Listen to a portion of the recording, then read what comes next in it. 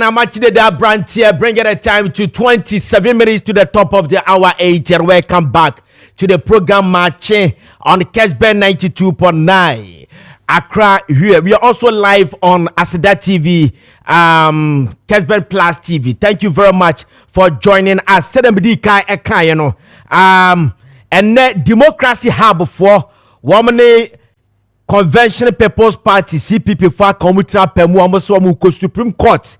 Nini nane say Ghana International Airport di kan eye Kotoka International Airport no yenko yu owura Kotoka di dinfa free Kotoka International Airport ne so na ene ye ne mpanimfo betwetwe nkomo adekroti hia say owura Kotoka di din no eka ewo airport no so anase esese yidi free so no ene ye behwe owura Anoche Frimpong yes me kwa homa no so many Owura Anoche Frimpong, a historian, a CPP ni mapa, papa join here, our humanity and construction como lawyer, I join here and construction como, and fanfasa asime home. Owura Anoche Frimpong, and Wakwaba, and my Machidume Jesu Kessben.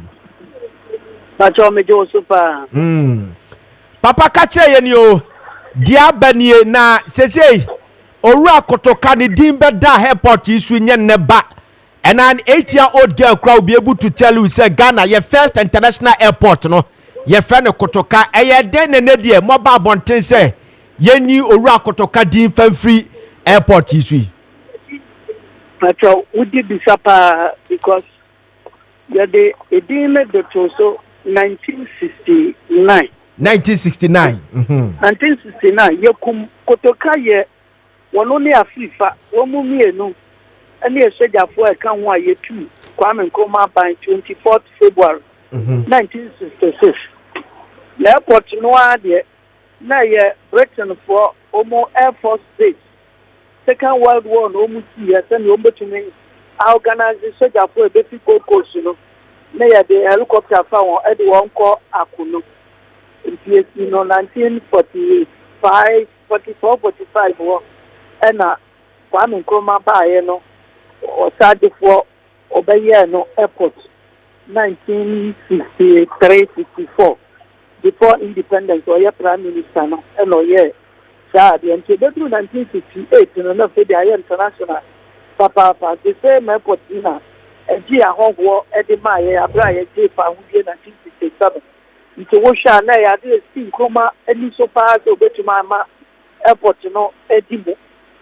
Now you're two not buying. Okay, Macans in the actually. You're two now, Bangu 1966. But your baby, I'm a number of Mammy South. Make us out.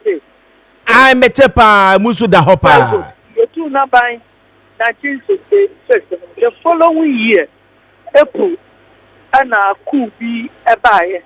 Emma Ata, and a Yabua, Omu the ladies, Omu Ekokum Kotoka, Gomu to a binder, Kunanye, and a Kotoka a year. Omukuni yapa omukoni no not a Plaza House Kwame Nkrumah and one another more to anone army commander the question and your friend say omo echi the pop according to them you see a body to ya wo na me dey minimify your body to ya wo and you hear pa and say omo attacking from Plaza House and the omo then call your friend is the airport one omo call e wo on the second China, you could have said, ya. No one almost set up a committee 1969 before so mobile and the Obama began. And almost then, maybe a friend of National Liberation Council Decree 339. General Yite Kotoka Trust the DC. Now, yes, the almost person we are.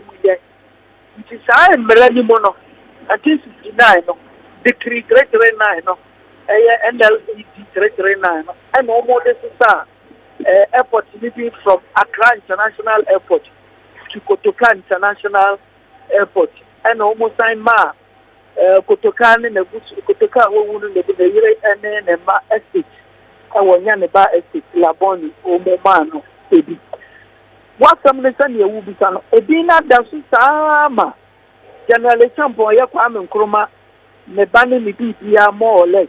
ọ̀tọ̀ nkroma sẹ́ nkroma yẹ mu ba obedi nsia wanka ho hwe liman a oyɛ Kwame Nkrumah party People's National Party president wanka ho hwe Wallace bebi 19 years ɔno de ameti ase ntumi nka ho bi ebi so ɔyɛ agbeni agbofo nso de ɔmo dɔ wɔ ho wutie na ɔyɛ agbeni ama ne ha agbeni bi eni hɔ ɔbɛyɛ saa deɛ no ohun sɛ ne kurom ni bi da so ɛnna saa agbeni no ɔyɛ ndiri Maakye koraa wɔn fada ɔmo de ɔmo life a na ne te true ne mpɛ ɛnkyɔ ɛna MPP so nya de ɔmo bɛsesa ebi sɛ ɔmo no tan Kwame Nkrumah ɛna Kotoka bɛti Kwame Nkrumah ama wɔn deɛ na ne din da bibi so a ɛfi ɛsesa na nyame a meti 2 years ago ɛna ma fight ya sɛ yɛn sisa din na meme mom deɛ man ka sɛ yɛn fanto Kwame Nkrumah meme ka sɛ yɛn fanto ya santoa the reason why me ka sɛ yɛn fanto ya santoa na ne sɛ Kwame Nkrumah ni si airport ni wie no ɛna okoko hia asanteman ɛna ɔka kyerɛ wɔn sɛ the way a asantefoɔ ɔbaa wei ɛyɛ ya santoa edi wɔn anim na ɔmo ko yɛ ɛkɔtene pa ɛbɔ golden stool no ho ban no ɔdze no ho a wɔn ti ase because baabi enyire sifoɔ ɛne Frenchfoɔ ne Germanfoɔ Holland baabi ɔmo kɔ ebia ade papa bi ɔmo ɛwɔ hɔ bi ɔmo tumi eyi akɔɛ ɔkura Berlin Bronx wewe bi bia ɔmo tumi sisa mɛsa asanteman nkoa golden stool aborɔfo ne ntumi amfa nkɔ a ibi bia ɛsɛ yɛde kae asanteman ɛne yɛna na yɛ asantewa bia ɛsɛ ebibiman nyinaa de hyɛ wɔn ɛdibonyam nti wɔde airport no to yɛ asantewa sɛnea ɛbɛyɛ a wɔkɔ bia ɔbɛba na ɔbɛhu maame ne gyini ɛne airport hɔ a ne statue kɛseɛ si hɔ na ɔbaa bɛsia ɛhyɛ batakari na etuo sensan ne ho no na wɔabisa ne akyerɛ n'aseɛ ade asanteman yɛ ɛkogyina wɔn ko yɛ ɛne ɛnde yɛ asantewa wɔ nea maame wei etumi yɛ ɛde ma a wɔman yi nyinaa masa ɔmanpanyin a wɔnyɛ asanteni o ofinzema na ɔka wei bi kyerɛ asanteman no asanteman council for meeting no baeɛ a wɔn mu asɛm ne sɛ yɛnye ntum ɔnkɔnkɔpɛ DPP ne baabi anaa ɔno wani kurom ne baabi na ɔmfa airport no mfa nto no wɔn mu mpɛ na wɔn mu ampene na Nkrumah sɛ well me deɛ sɛ nka mehyɛ mo animonyam mo mfa mefa ho bɛyi ɛna ma edin no ɛka hɔ Accra International Airport na adeɛ a ɛnim guaseɛ ɛde ma wɔn yi nyinaa titi wɔ asanteman asɛm so ɛnɔkora yɛn to sɛ bi ɛne sɛ Kotoka General UK Kotoka Trust Fund no a yɛde si hɔ no nipa yɛyi ne sɛ ɔmmra mɛda no na ɔnyɛ wɔn panyin paa na ɔmmoa ma biribiara nkɔ yɛm ɛyɛ the same asantehene ɔsɛe adwuma mprɛmpɛ the second otumfoɔ a Nkrumah kɔɔ n'akakye so ɔkɔ akɔsrɛ ne sɛ wɔne ne man nhyia na yɛnhwɛ ne yɛmfa airport no mfa nto yɛasantewa asanteman ampene no mesrɛ wo asanteman ampene no the same person no mmom deɛ wɔne na bɛgyafoɔ apene sɛ yɛmfa airport no ɛmfa nto nipa no ɔyɛ kuutu Kwame Nkrumah ɔno wa bɛsi airport no yɛmfa airport no mfa nto no ɛne deɛ ɔtena hɔ sign ne ɔgye tu no yɛwie no nso nya ne ba estate wɔ Laboni Kwame Nkrumah no ɔno wɔsi na estate no yɛpamo ne maame efiri hɔ Kwame Nkrumah de ne personal money ne pay ato estate baako de ma ne maame yɛpame aberewa no de ne ba ne kurom nkurɔfo ɛna yɛde estate ne bi mom ɛde ma mamɔfoɔ Kotoka ɛna Ghanafoɔ ayɛ ahwɛhan saa meka sɛ ɛyɛ me nwanwa sɛ from 1969 bɛsi nnɛ ɛnɛ mom ne yɛhu sɛ yɛnsesa edin no number 2 ɛfɛ nso yɛntam ka sɛ yɛmfa nto yɛ asantoa no even though megyina hɔ ma Kwame sɛ wate mate ɛti sɛ na nka yɛ Nkrumah tiri mu pɔ na sisi adeɛ me koraa no mate aseɛ sɛ yɛde adeɛ no ma no waanyɛ nti ɛfata Kwame Nkrumah na case no ɔmode kɔ court no mede masɛm yi bɛwie yi a neɛ mɛka ne sɛ ɛne deɛ yɛ completely wrong ɛne sɛ yɛntam sɛ ɛyɛ wrong no ɛne sɛ hwɛw yɛde mmara NLCD 339 ɛne yɛma yɛde airport ne din ɛde baeɛ nti ansa na wobɛtumi ayi saa adeɛ no afiri hɔ no ɛnyɛ court na wobɛkɔ court mmara a yɛahyehyɛ no ɛna court ɛde bua atɛn nti sɛ court yi a wɔn mu akɔ so wɔn akɔyɛ akyɛnkyɛ adeɛ a na kura paa ɛwɔ mu sɛ wɔn bɔbɔ case no egu nea nkae sɛ wɔn yɛ sɛ nkae sɛ wɔn de petition ɛkɔma president anaasɛ council of state sɛ wɔn mfa one be some to parliament. The Sasa and Merano. Here's a common chromatin and to airport. Now, want to me for in Cocoa to say, you can see 83 people. Now, watch I want to say, Yamfa Akua, the Infantus, but you'll be to the other. Na, Leonochi and Shadio. Now, Okasa Muno say National Liberation Council Decree 339. And ye share ya de Kotoka edin de to adiso. Na omo share samra no. Se enyo omo na bebe tu Kotoka yi meboa. So omo share samra no ma ye den. Enyo omo na be tu Kotoka no.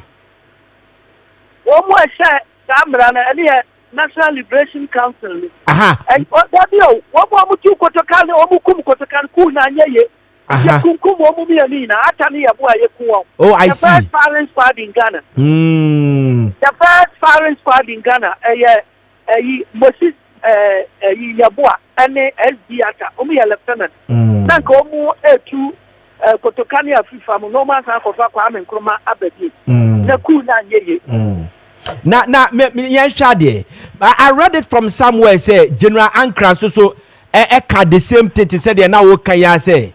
Owura Kotoka obi a waye ku emfatase edi ni din beto airport such an international airport ahoho ni na eba Ghana eho no musi ansa na o ma ba wakasa ade no na yen hwe anya no kwe eni se Kotoka transfer ndi na ebisi wo chairman no ne general anka ono na why head of state eni se Africa ni Kotoka ye ku no eni police for me enu bia omo kwaje America for sika omo Nigeria bribe ni ade ba brabo kwa Nkrumah penifoni na no mo dada kwa penifon dada kwa Nkrumah otu kwan ya ye nya kwa tu.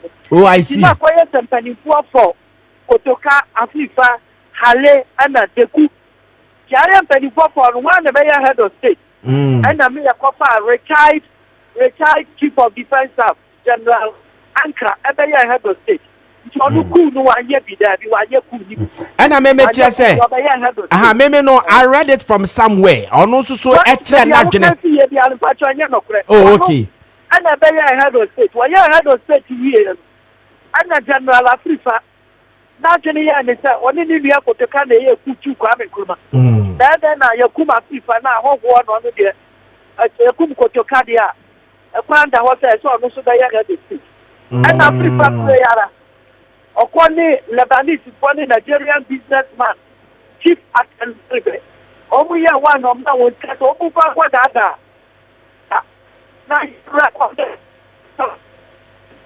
Hello, lawyer. And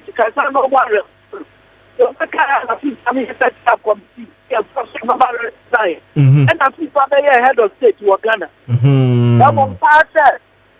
Yes, I understand. Ankara. Lo wadama enkomo na de na nipa hwe no so doso TV ni radio na anka me so ba bia wonam no say we are losing you crack kakra na ka wo shift kakra bi ma ye wadama. Hello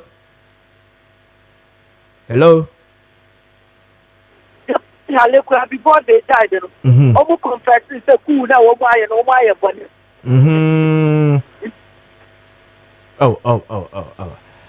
Come on there, Mr. Mo, Monsa Mummy and Sam lawyer Bimna, Yenshaman and Samra, aye, Ahumano Sona, Yen Twasu, because and come on there, then we have a lot to ask lawyer Anochi to set the record straight. Very, very important because I said, Nesuya dear, and Wamiatia say because it is all over. Say, even almost they call, almost somebody called Supreme Court, no.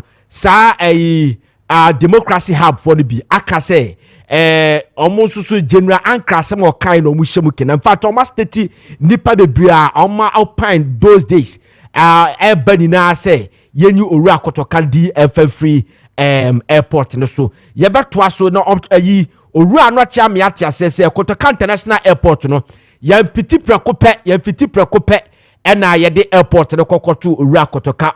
Well, he has made us to understand that National Liberation Council, okay, yes, I'm quite humano subium, near new Ura, Anoche and Santuaso and free has okay. So, thank you very much. So, I saw Ababim. Now, o can say eye Kofa General Ankra mom and a head of state no retired meboa Aye too Kwame Nkrumah no Kotoka ne Afrifa in order to ensure power balance Omu Kofa retired chief of defense staff General Ankra wa humchie mu no Daniel Makano na omo de be head of state ya de be head of state na me patch ani 66 but before that 69 on be handi over and afi yakum Kotoka wiere na fe Afrifa agene ya ne say at the time na yakum wa ya major and Kotoka ya candle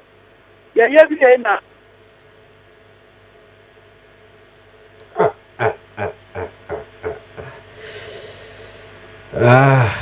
okay. Mesa Musa Shana Yebesanya honorable ayi. Lawyer Nochi Ebimuan. Na Lawyer Nochi Amiati Assese National Liberation Council for Decree 339 and ye de share swa ye de name after Ura Kotoka airport and after Kotoka na 24 February 1966 and a coup no ye do two Dr. Kwame Nkrumah by na ye Kotoka ne Afrifa na omo yes akunu no wasa tiremu say general after ene ne nkofo ena ekwachi Kotoka na nkomu yeku enum koku ni ya na bia ye koku no ho na de airport no osisi ya akokofre say in ya ba in fact we have a lot to ask Leanochi so saba homa no so be me de papa because what can SMP we need to ask this question because omo ye democracy hub for it through enkofo say papa ne obi a wo ye ku etini kwase ehwema obi a wa ye ku no ye di ni din eto such a beautiful edifice and I say oh Bagana hona be the first entry point of this country and you kwase ye di ni din to so but the same people are also hailing the Burkina Faso leader Traore and Malian a leader and a Guinea for leader no enti and also ye bebusa ne ahwe say yes anu ana ase yenye favoritism ne de pese ye ma ye nkwa ye ho baye ene ye pese ye ene ade a the state of CPP and also so no SSC ebusa no na afi so ono so no said your suggest say ene hwan ene na ye de airport ne to no ni na se ebusa no na afi ya santo adi no mesa sapo mesra mo yen sampa another historian emo kofo be answer the amaye ese edom si kopa na ye hwe ne kura pa say na ke ye pese ye de Kotoka international airport no na Dr. Kwame Nkrumah pese ke do to obasima oba ya santoa nana ya santoa ejoso okay lana chasa ba yensa entoa so lana che da CP okay ye da se na lana che yan hwade o ebra na Dr. Kwame Nkrumah suggested say yemfa airport ne fanto nana ya santoa Prempe the second otumfo decline ye no satam na asante ne Dr. Nkrumah no montem te say hello lawyer hello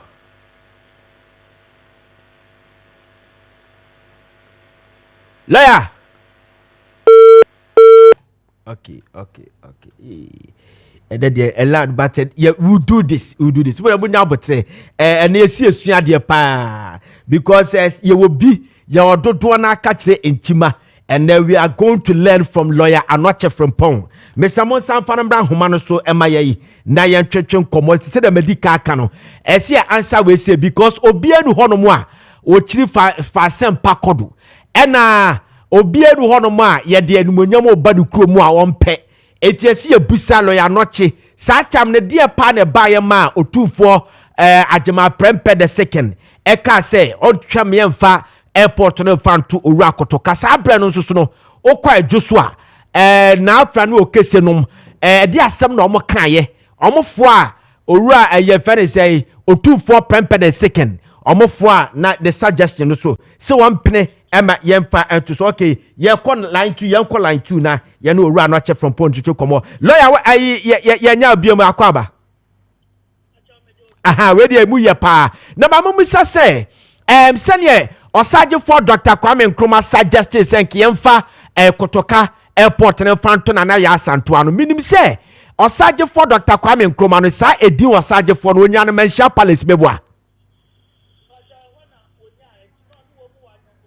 Aha, etina me pese me busa se sadia no eyade to ayi nana ya Santuana otufo Saje my prempe the second o decline say o me fanto nana ya Santuana sabre no sa particular time no na asante ne na ayi Dr. Kwame Nkrumah no mo ntem te say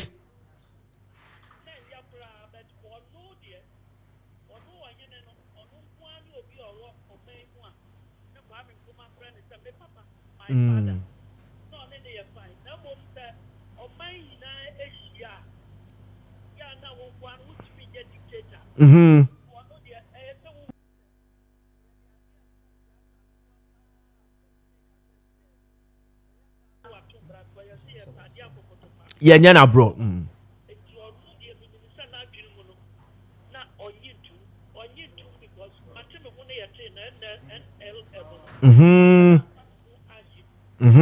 Yeah, as I was no mindful no mu say cocoa prices na Kwame Nkrumah antutu mama wono na wagu omo animu ase o chiti farmers na na odi won sika create free education edi ama esiremfo nti wo mo nti ase nti ade omo ye na chese wo mo ano na boro asante hene so na samra no youth na wa asante no omo ye dededede ma wudi agro kwa ye betu we are yin na near war panel, homo panel.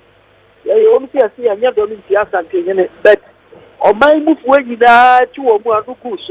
Not that be over the demonstration about here. That you are also a different and that would say, go down to the some more mine.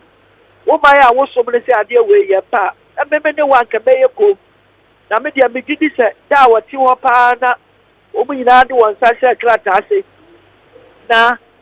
Kasi ade edina to Kotoka no gidi pa se bia kokoa mu no behia na hemfo no ka kira won se we de maye bone kase pa we ye didi ba ba to Kotoka ana ya asante wa wo dada ka ben na Afrifa ka se ye yidi na Afrifa ne anka ka obeda ka se ye yidi no na ye fa entu Kotoka sa ka ye da ni wa so mo kan ye san ka se ye fa barracks bi wo Bama camp and farm tuno. In Tinanka, Ushamupa, and Brasso said, Yet the barracks be tuno, nay ye opportunity so. Otherwise, barracks crane yatra say, one call uncle diaco, Amagan and Ninkunimu baby, then the other say, Africa's greatest politician.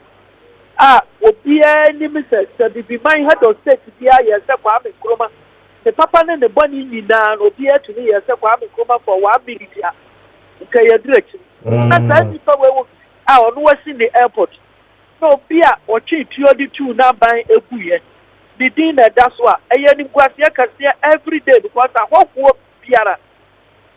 I hope work Pia or Bepia Crano. Where they are babies I said, what is the meaning of that name? Kotoka. Now we are done and now what in the panning channel play anymore. That will force you to answer. Now sometimes Obama. Answer and Obama to some Brony bitty plane. Now me reading Ghana newspapers, you are not the private newspapers. No, so who if you have headline board and we are a farmer and a man in kind. The parchment to me and farmer, a broken woman and yan. And to me and farmer, Ebinio. Because that 19 I have two din Kotoka, who is Kotoka. Now we are done and you know what I hope one I say. Teach you free East Africa and South Africa. I'm a Nkrumah. Now, because of Maya IGT, the whole Africa almost respected. Be a now a day with a double episode.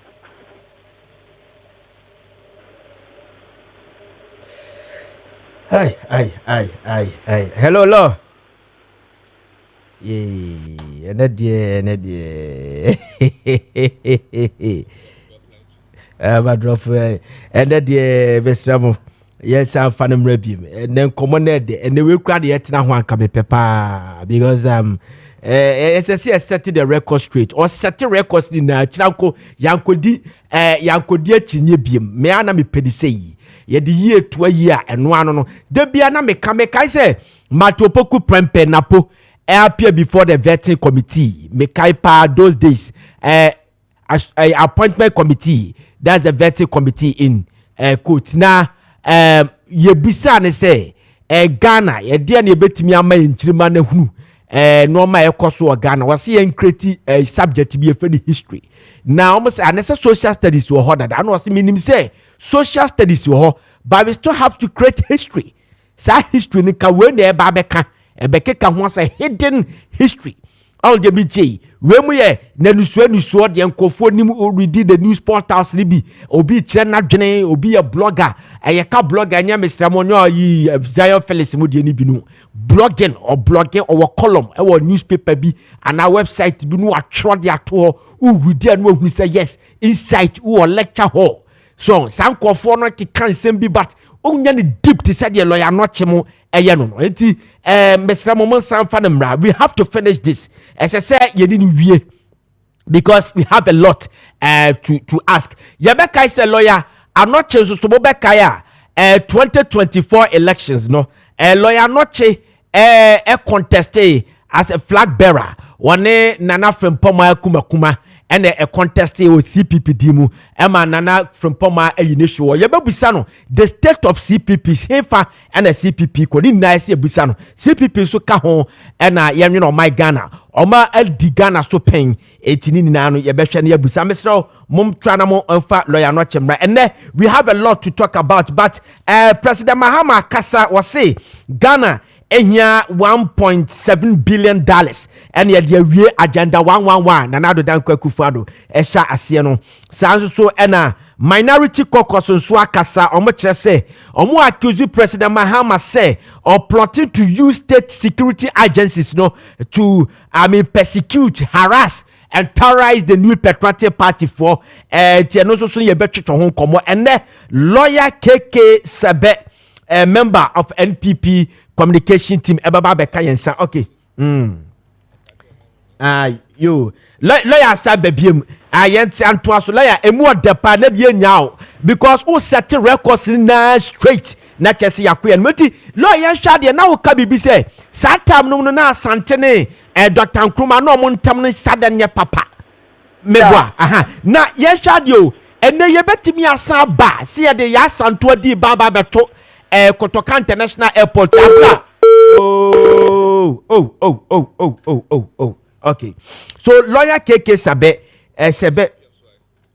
Sebe a member of the new patriotic party communication team and Honorable David T.D. Bondi NP Chofo Atimokwa National Democratic Congress a member of the communication team so baba bekansa near the year to ya same way so almost so will take their bite so there you know mobile train come at the afa ho and some of the matters arising okay yeah from Nana Frimpong Ziega sabre able to me the message aba go to Facebook search for Kessben TV 92.9 Kessben 92.9 our Facebook osha o search na program be yaba eba na wa kire wadwene na ya kenkan e dia mautiawa na wadwenkire no so mesrawa se ekoya adwenkire se be mpradua se didi obi atam a yetime enkenkan fama mesraw go to Facebook na for adwenkire bra na enkenkan fama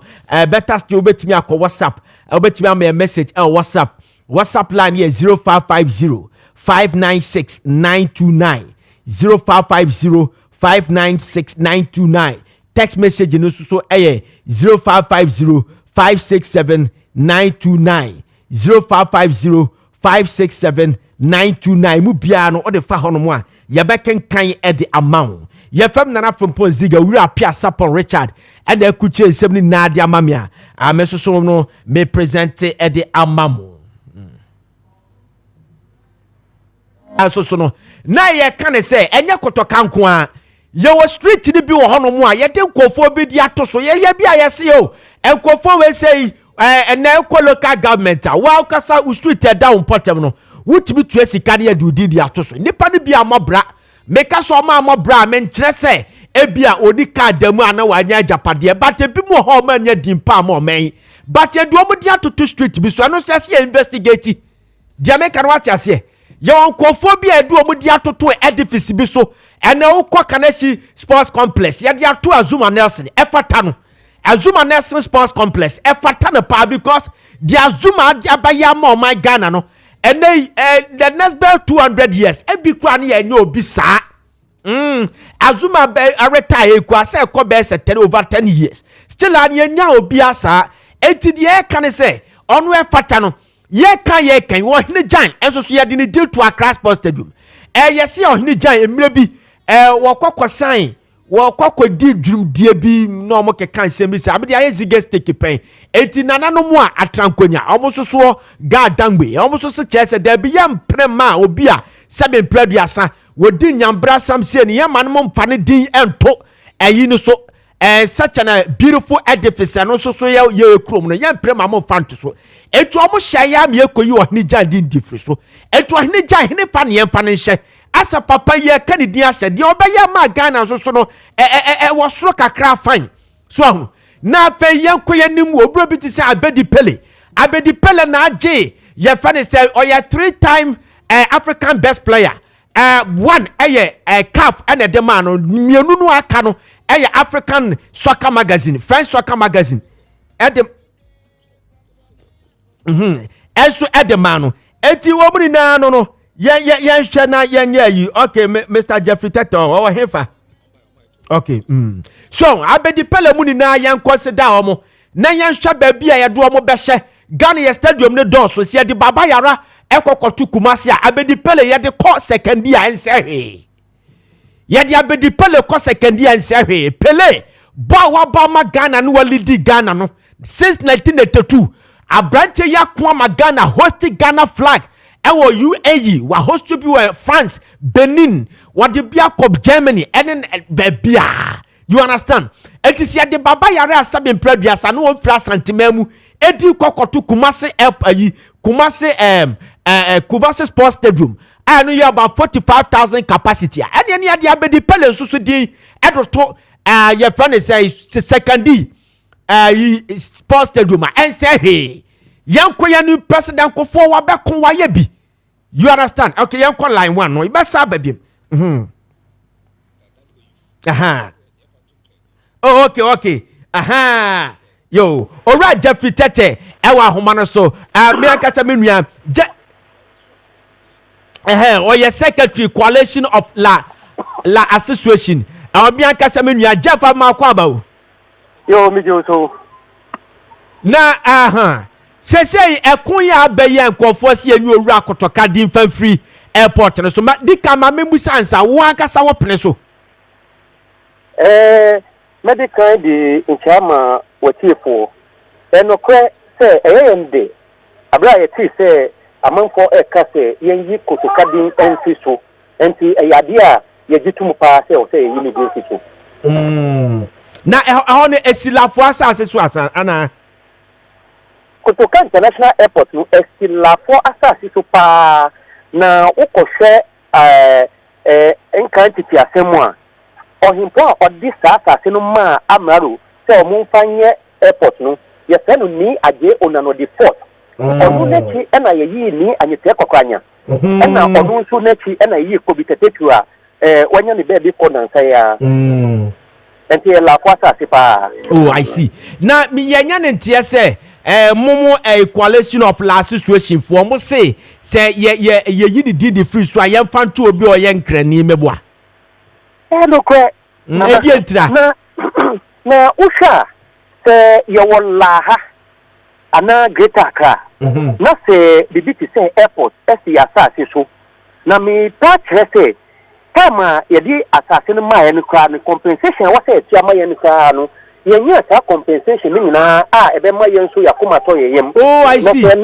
Enne you see in fact acquisition no ye for aerodrome acquisition let me share documents no e dia trewo aerodrome acquisition na yentia compensation ni na emalafo yenya ho mfaso bia atelende na se mu be yi din a eda so aye Kotoka din efiso a adinti na mu fa obi a ofila oye obi a ni din ekọ chete se ni ajona no odi asase no maaye ana ni anye te kokwanya ana kwa mpo a sajinta jete a onu ebi ani emaye nya independence no ye fa ni din to so na ye nya ntie bi se amanfo ebubo din bi a omu fila na ye ka se ye nya die saa because we call other places such monuments no yes so be a officer liano na ye ni din ato so sometimes we better when you say ye obi fofo din akoto bibi so e bia enam bibi so but yen so ye ka se ye won penifo a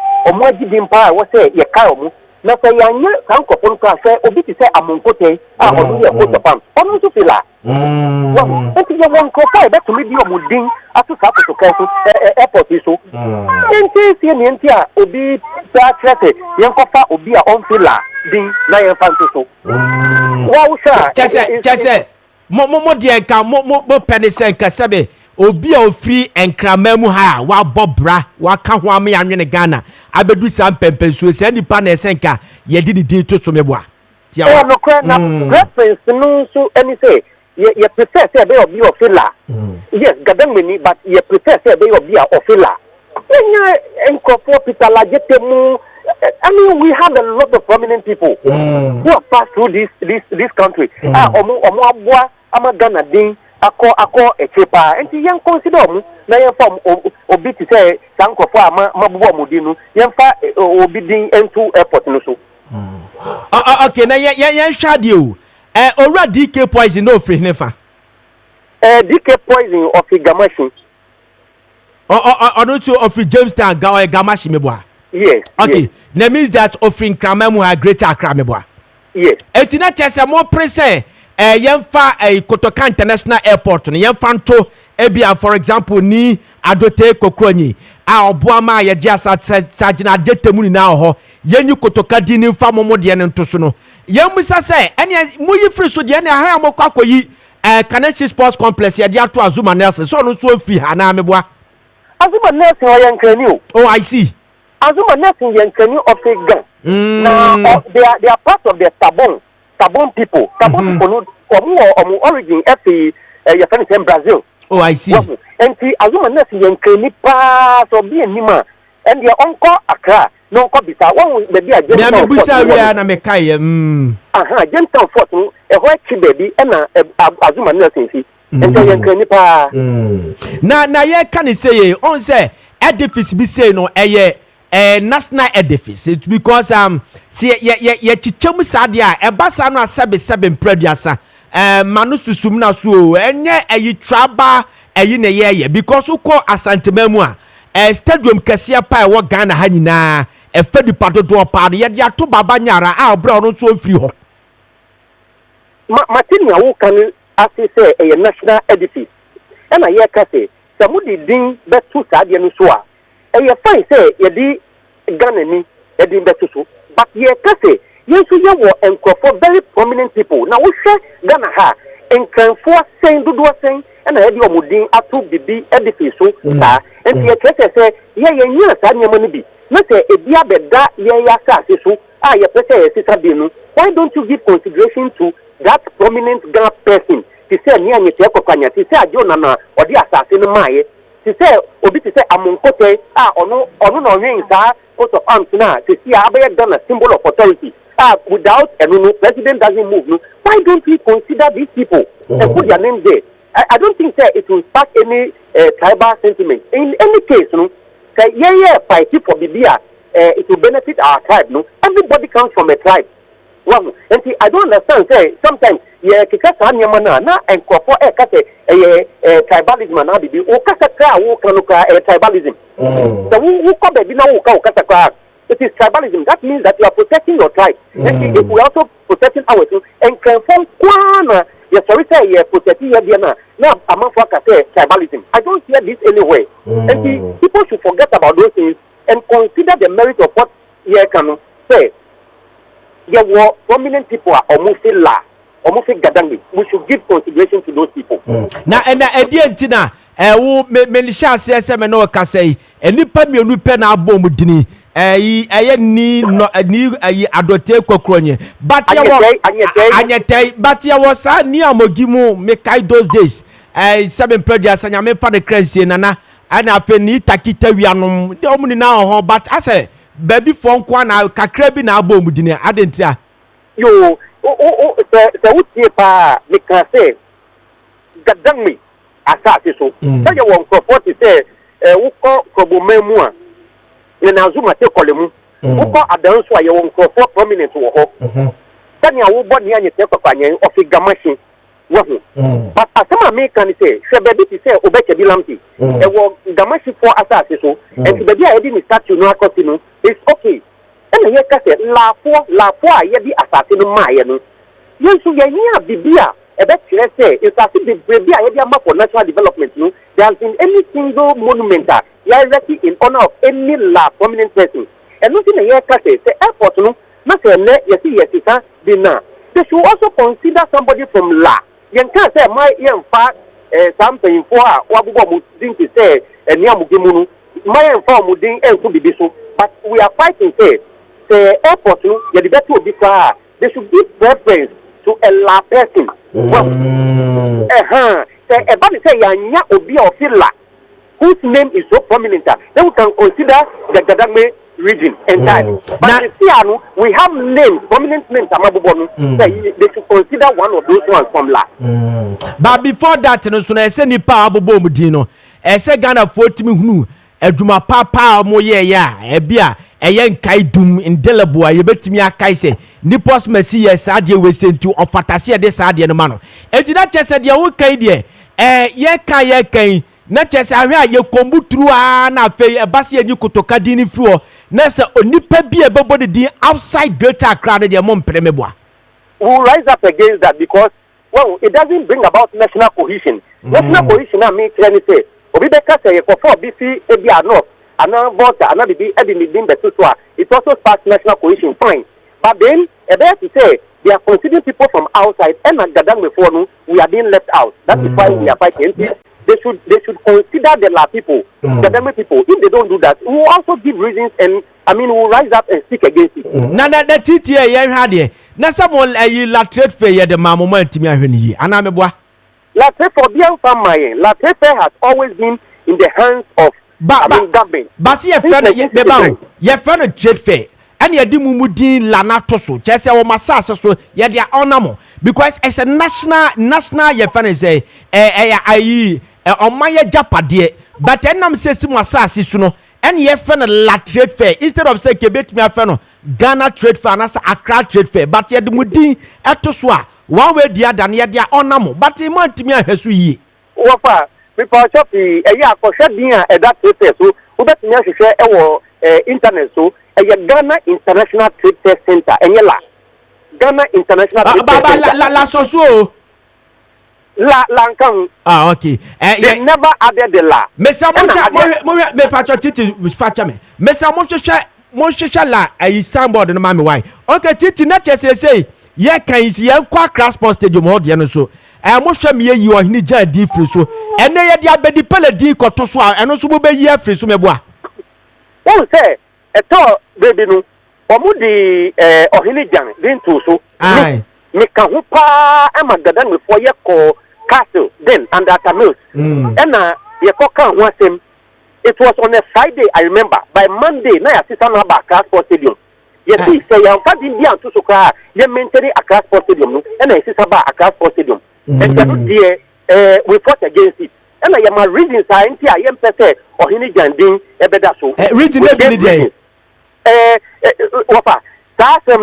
it brought up a lot of controversy and to the make one say but we gave our reasons and I would to mu and just one lineup 2009 me kaipa so mo lineup no bubo bidie ma me biem ye woni amugi wo ho ni takitawia ni anye te kokwanya ye wo manchodo akem ye wo enkofo ti say Sergeant Agete ye sense wo amonkote edinu je edoso say maybe I have to send you a whole list of names we would want to be selected for okay ne kwakwa mu no ye de anu si but any pa bobo mu dini say obi busao an 8-year-old girl shiano bisa say ade enti na yan for mudi nto so a bobo ma de bi o ma ya Ghana Ghana final ni na betimi akai say obo deserve say do mudi nto so yan sha say fa fi Sajina Jete on the din do ho Ghana obi anim no tiamo ade na Sajina Jete wa ya etiase ade di din to so de nya Sajina Jete International Airport Sergeant Ajete na already ex-servicemen edi say omu koji omu the petition call Commander Emre ho say be ya omu ex-servicemen omu benefit omu sabeka and that sparked the resistance movement a man done upon independence obi ani that story no 1948 after so you obi to tell me and you he was a very prominent leader of the La people, one of the greatest we have ever had. And onu kahuni enya baby to say Madina. Tell me there, we don't say the whole Madina area no. Onu ka no oma be prominent. Ye wo ni aje onano the fort. Ni aje onano the fort. Onu no yi asase maya. Ye di ye airport ni. Onu so no oma asase a ye University of Ghana. And so you can see that for such people they pay their dues. Obi to say amonkote onu no yin coat of arms na enne abe the symbol of authority for Ghana. Ye man any huge national recognition. They are Ghana. And they are added. Me see mebuwa. And so that me we say thank you based on Niamaka choice tiami. It say they have that prominence. What say ye do mudin etu Kotoka ta airport na da hono. Oma ya de oma kwa mo. Oma kwa nya no kwa no. Oma ne ne kwa ye street ni bi so aya mon koma ye street ni bi so aya mon koma ombo so ye fo mu din to so bi because ese so mu din ni ka ho de make what you say so mu din ni ka ho yo na unim bibi mami fa we entato akwai say sometimes say ye that de ni sa na no more copy street kitwa bi e di sankofoi din akotoso. But when you look at the prominence, it is not about some small street in some corner. Because look at the caliber of the person, the way the person has done. You need to give that person that huge recognition. One, it's a statues are city la minano. There is not a single one. With the exception of with the exception of Obechabilamti. Apart from Obechabilamti, we have not seen anybody. Somebody said that one thing. Why don't we have his name? Because he fought against a revolution. Why haven't we recognized him? Well, we need more of the Ga people. I don't want to spark some controversy. Yes,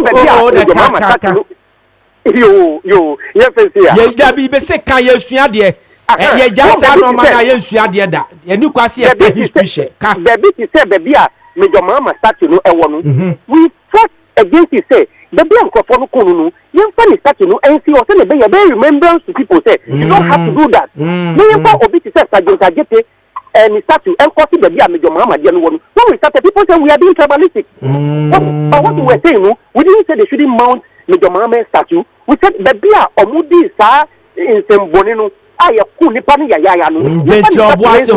A best time for one say what they did was wrong. They didn't put it there and they brought it to Accra. Wrong. It is quite bad. So the people wouldn't have anything to show remorsefulness. These are the things we are talking about. Well, Sergeant Ajete, Yankasa Lafone here in statue where see more than 15 years, you see a year renovation. Nobody has come to our aid. No government has come to our aid. And we've not been able to finish that. They will go and stand at the Heroes Park and celebrate him. Meanwhile, people say we want to mount a statue here. Nobody has supported us. And then you are coming to bring another person from somewhere to name the Kotoka International Airport. Put Sergeant Ajete's name there. Put Amonkote's name there. Put Ajonano's name there.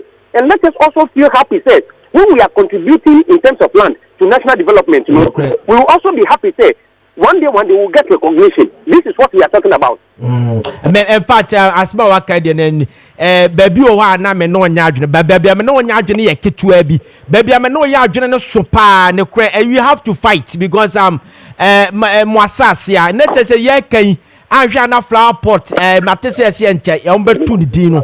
Enti ye de koto president Kofi eno so be kwa fast mabawu.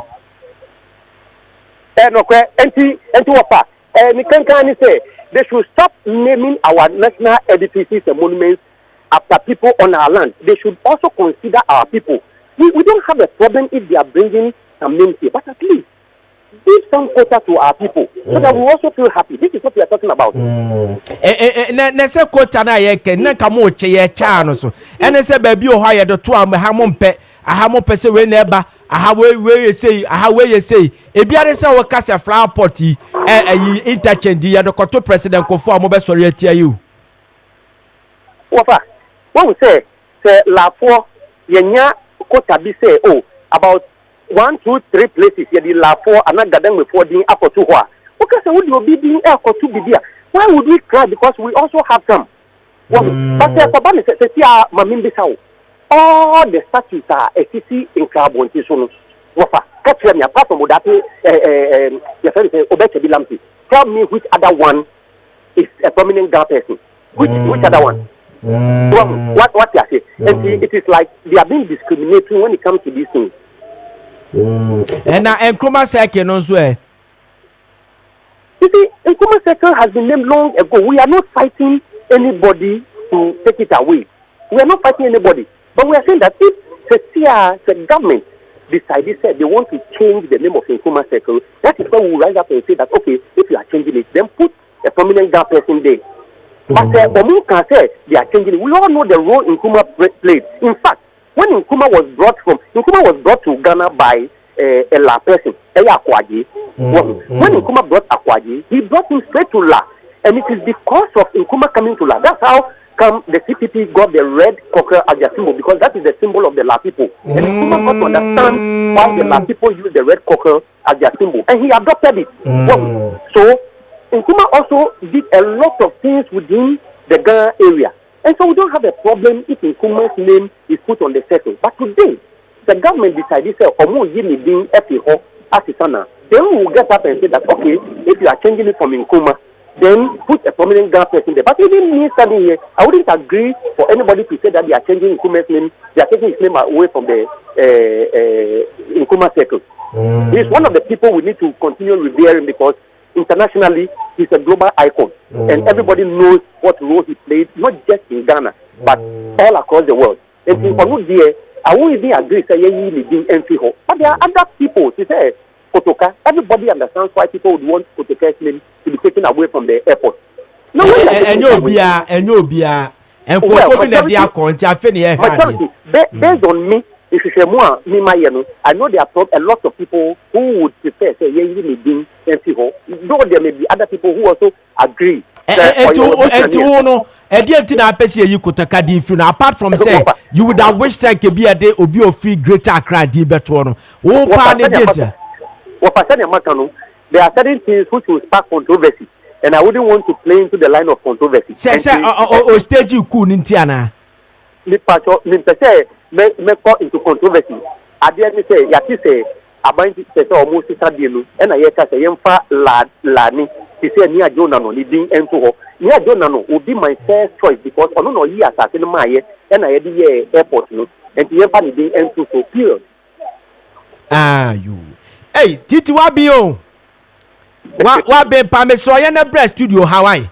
Na Titi and Brana and Commano son, yet me nini now Fonso. Who said me pa member? Titi Yaba Renji and Manu Yano by Soba. Na Yabjine Gahne, ye wait for not ni Ghana Hoya dear, Menana, no way.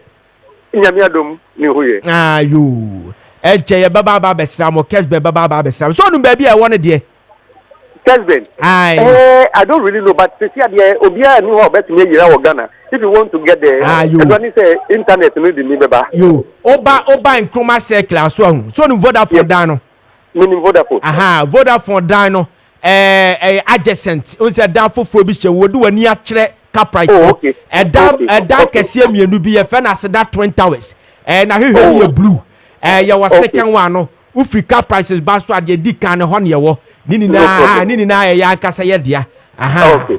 Na Vodafone dia you kra me no ya dwene. Vodafone dia say kanya dia e dan kakaka street ni na say seka yetimi e de pe nananum bi de to because makon o na akekere o ban e ne kra me no ya dwene. Okay, titi ye bedase enti e presem no ye besa fra obiem na bibi bia no ye no atoa so e de afiri honom okay we secretary coalition of la association Jeffrey Tete na motisi ene na atwetwe komo e de afiri nkofo asori a wọ́n say pese yi Dr. Kwame Nkrumah General Kotoka edi free Kotoka International Airport no so no ye democracy hub for the CPP for no bi na ahye se yenye sade no okay so ye guso anche abadwafo baba betena se na ye de yie atoa yie awura no che from point bi na nwie eye me ya papa but me ye sure pass we around story nyame adom enkopem Friday dide na ye nya no a ye betimi ne dom suko yie pa fa messages ne bra sisi a me na o ka se mekenkan e de ama ma hunu se mo de ba WhatsApp ne ye bekenkan no ye 0550 596 929 0550 596 929 and a text line on normal text messaging so 0550 567 929 0550 567 929 emu bia no de fa hono a making card amount ko Facebook search for Kessben 92.9 Kessben 92.9 oko Facebook ho a wo hwe program ni na no atwa wadwenkyere no na makenkan e de amount Sanity 85 dear bra Fabrice is here way or say your family or say good morning Kessben. This is Jimmy Rogo from Dodowa. We should use name from Accra. Okay. I also ne dear no. I way from DJ Omale Wayosi Ghost when the dear boss look at Mohammed's appointment. So far shows a leader who rewards hard work and loyalty. But this time 2017, family and friends abroad were brought home to take appointment, neglecting party foot soldiers. Look at Mohammed's appointment. So far, no burger from abroad, they inside. Those who worked and appointed, and even a youth organizer is a minister under Mahama. Wow, fantastic. Okay, that's a beautiful one. All right, Honorable Lawyer KK Sebe Ebaba Betnase, Honorable NPP Communication Directorate, and Honorable David T.D. Vondi, MP, Chofo Atimokwa, NDC, Communication member. And so Baba Betnase, na yediye atwa ye. Okay. Na menomo kase neidye, mamen kamfu chocho for product ni bi pharmacy siya. Na chocho for se men kancha se. What the chocho soap aba, what the chocho cream aba, what the chocho antibacterial soap aba, what the chocho white tea aba, chocho tea, chocho herbs, bags, roots, ni na so at the aba. No aseme kancho se, chocho bam niye, bam kesi aba ne Ghana ye tuwe gusua, edi asam di amaye. Na chocho bam no, obi biya wakobo boa, ona ifichie yo chocho bam. Se uti yo ya, uti bo gaga sabe mpredu ya saka sana nkawo mua. Ufa chocho bam ne kakra bi na de asasra mama so o te kakra na de ahihye ohunum nini na abekọ amwajo fa hudie afa chocho bam no se men control say eye pain reliever e provide fast and effective symptoms and na e de free obi a back pain wachiri bramo edwa gaga de bia fraduma ba waduma wo ya wotena sesa na afemu wachi bramo no woje hu ba bia nye anhwe beka akofa problem kese dia bro am ya koyo operation da bi ni kwase basa afa ukotodwe na teto sasa bro pain strains nini na no eteto pa eye chocho bam e de bedu asam di amount afa chocho shower gel e dia ba ye dia aloe vera na dia ye e moisturize ye friend say wo skin no se men kan kire say ena ise bia na utifie bi mu anasa wo ye adwuma bi ana wo dom nipa twam ko bai home wo no mu din sawaso ne nkita ho no san kofo ni na no ebi mu ho no mu a wakote honama ni yare bi santo le dwibe adwuba krosa ebi kwa na yare bi wode atade na ahye so egunu ho prekese wunim ana ne koba wo chia no ne exchange sika ebi betimi aba besawo abra na wonum ba bi efiri baaye woni wo mu na tifie wo mai mami ne masonchole afra ne ma no nso ma ne ma na di agro ma ne so kwa abonten a ahwe no dia beru ademu ama busuani na anya bi nso ntimi nka nkira wo ma ne se ne wo ma ne ni agro da bi eba sa no a na stigmatization ne entokwa kra ya ba enti chochofo se twa no pa no dade chosh ayi chocho shower gel no dware a eno ne babo ho ban afrisa no mani na ho afa chocho skin toner body cream mo amuye TV presenters radio presenters apia sapon no mo amaka no muni na batimi aye chocho skin toner wo ye kokko a ebetimi am aye kokko kama na a bright pa for ye tuntum so tuntum na ha enye so obesra toner no body cream no na afa wo ye kokko anu abe tuntum ye tuntum abe kokko de be no ntesa eba ma kala na da so kama ebe wipe bibi bia wo honamani afa ntokrontokro na da honamani abode de bo wa esen frama fam no ebetimi afabu kama eno eye total skin toner body cream I don't know afa total shampoo conditioner health food any baser eno so eba ehoa more dandruff ehoa aye mutrimu ma utini ni bubu koya retouching okoya restyling afei hairdresser ne de ayi na fe ne fa utirimu pe obo se utiri ni na tete de sha film de bi ni kwase basa wo ha to atwa aye chocho shampoo conditioner hair food and baser afo se ben control se wo apampa mu pa wo hina nu bi enu bi na me die na mu bre de na nkenya kura na no me babo ehu adada ukonkran yi enya kura wo na me se nya abotra ma me menya no me na no me kwa yi Christmas no hu me wo se adedera ante se de otibiti wanim ni na oni na eye chocho shampoo conditioner na aye mesana fe chocho shop so no ete se ba ku ya meka ho asem ya udu dware a eboaw ema allergic skin hypoallergic bia a betimi asawo eno no betu ase afa pimples eno ma bia gu hunam kuchire wo de sra wanim kakra anche ebe 30 minutes na 50 minutes na akodware na e clean kama fe chocho hand and foot cream and also so me manua bo she socks back ma ragu ani akwesi no asabe fa 1 week ubetimi a she socks maku bia 87 ye de asoro de ka ho bia 8 da bi ni kwa se yes da bi socks de wo she back a ade chia na ubetimi asa she back obetimi ahye de aka ho afei ye ku yanum ni na wosesa no ka bia 1 week no obetimi ahye socks bia mienu anase bia miensa na de otimi hye 8 enu kwa se yesa ni na ne se esebe mpradua sanka abaw nanum ama wo shoe no enka ewom etu rod to ho no agye damu na there's no amount of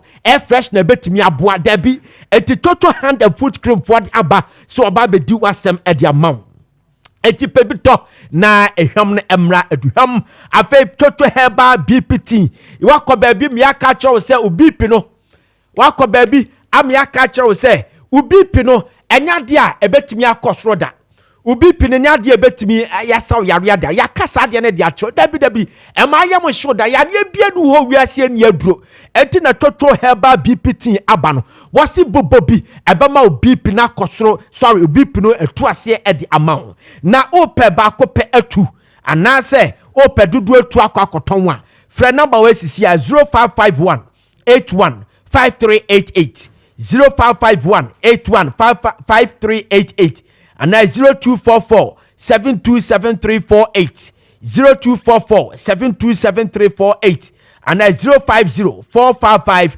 5535 050 455 5535 Chocho Product, Chocho Industry Company Limited. All products from Chocho Industry. Eye papa. No seme kancho se ne uko pharmacy ahuduo ni na supermarket ubenya bi ato sa enetie. Yay! Honorable ya sebe abba. Honorable sebe. A member of a new patriotic party abba. Ono so ye ne ba ba twetwe nkomo enche. Kra wabani ya hwe ni mu say honorable lawyer KK Sabe member of parliament Edema Esobe honorable David TD Vondi MP Chofo Atibokwa National Democratic Congress ono so ebaba be kan yensa na yene no atwetwe enkomo ye be pense mani adwene o my Ghana ho enti kwa Facebook sia na kwa che wadwene na yenkenkan enfama ho ye fam Nana Frimpong Ziega we was say they should name it after Kwame Nkrumah or Nkrumah's mother. We don't need oh how can you say this David message we dey mean to me kan Mr. Mumu wi anoma ba be hwe message your brand be send the aba enya kra the number is 05373124468 Mr. or message we there enya kra bomb mine Mr. wa nya tribalism no wo hwe ya enua ya no okasa ya okasa ma me atoba kuma so pa ya besrem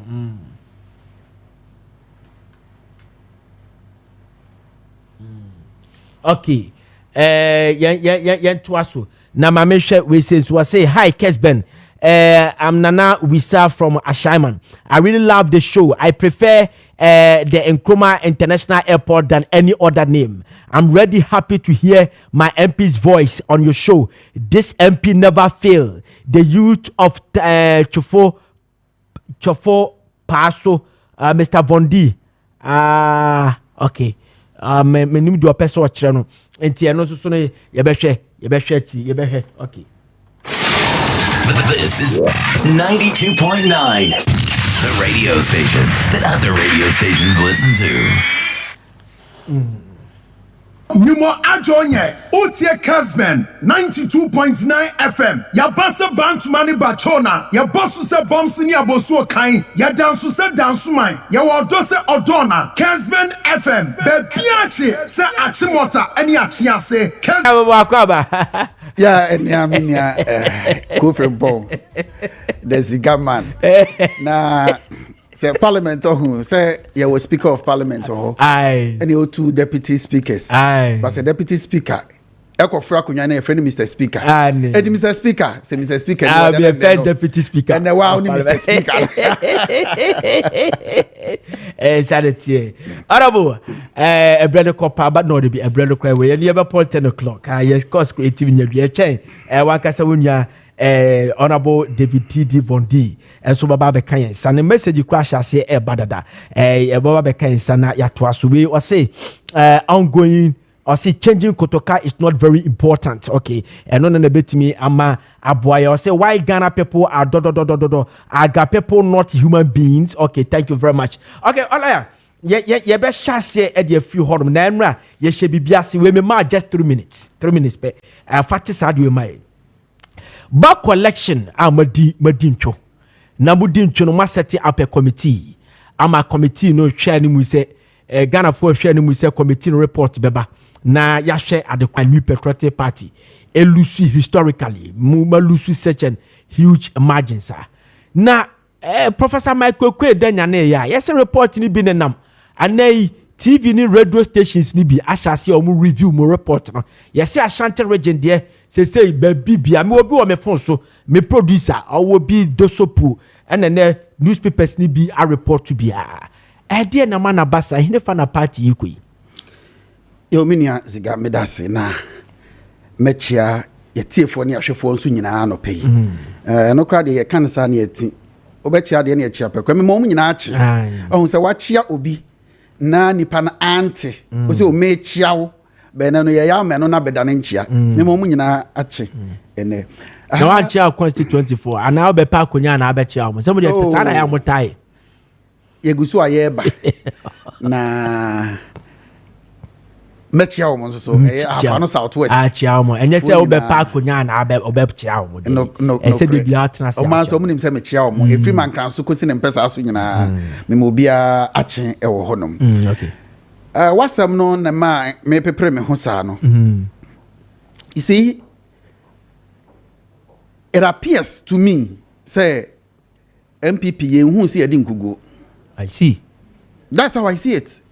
Because nkugo we are di no nkugo chenchirenche emu odu yie ese say ye hwe ne align ye ho yie no wo tie ebinom comments de ekwa ase hwe ensiye ewo party ni mu anagana ha asemi makane baabi ohun say ya ma Professor Okwe to me say onko hwehwe de ma ye di ntwo no mfamre yen but those stations are na omo keka ensem bi ntimi be bisai say na Michael Okwe report na ye kan ho asem no wawi ana sa be na we kran leak you about na because some of the comments are air no enye healthy say ekọ na bia efa ameme wo no anko ye amame a mejina de momo kan say you didn't bring the true reflection of what caused a defeat because before the report crab out no e was out dada ye kan wasem so who prepared that report because as far as Michael Okwe is concerned onwe any report. And when I prepare report, me who be about the Ashanti region. Almost called president of my report. In fact, am I confused whether that report forms part of Michael Quay's report or is a report on its own? And if it's a parallel report, they are when the create is hard.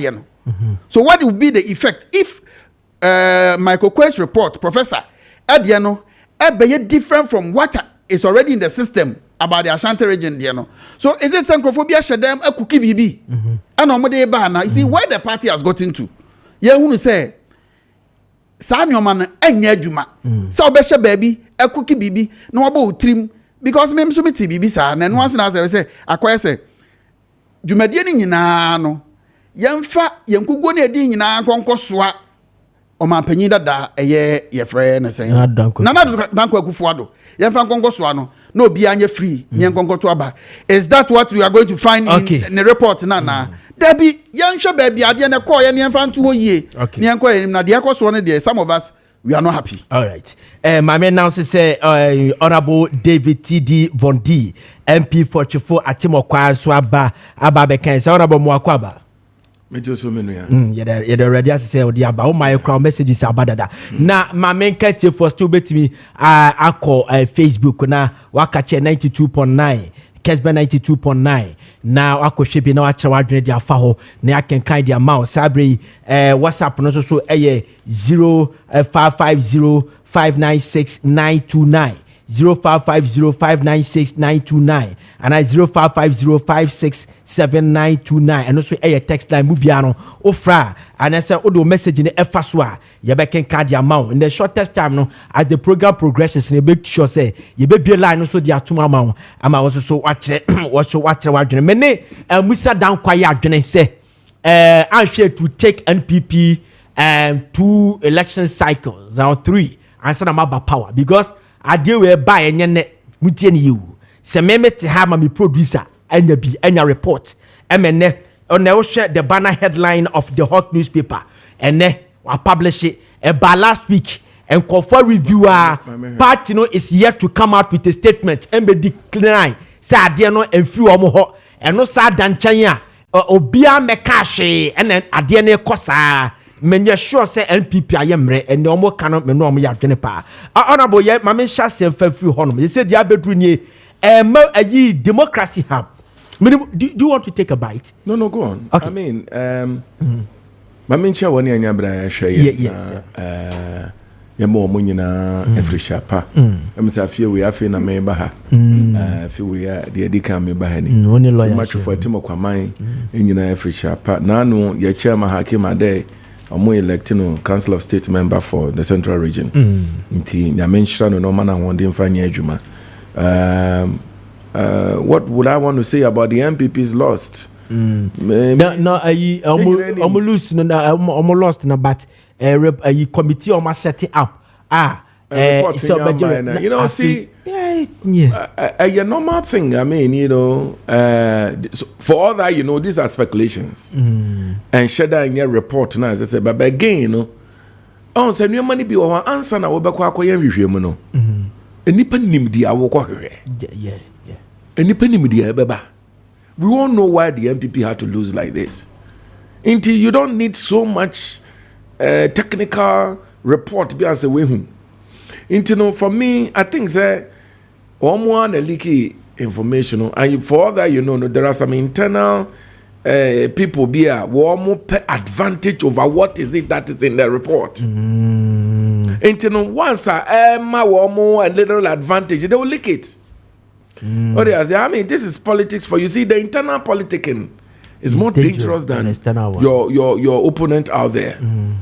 So you're na 1 year episode 2 who party no, it's more dangerous for you than, for example, opponent what do you say oni wa bem oni no na exactly MPP no David Kai yeah also my acquaintance the one that has seen my nakedness exactly my enemy and Kenya me ya senya me no kona krana exactly obi a when we report no officer report no of course within the party everybody political advantage say na party na opposition no obia bepe so bepe peja ne ho so no on na bedi enim enti I mean there's going to be that storming, you know, wrangling here and there, you know, fights, you know, it's a good enti anuna sa one here it can break the fabrics of the party. Yeah. Se see anu ebi na menu eken there is a Kumpre Kwa Japan faction. There is faction. There are young men and women at what party anymore. They would also come up. What mufi say party no as I see enya will be or ye younger.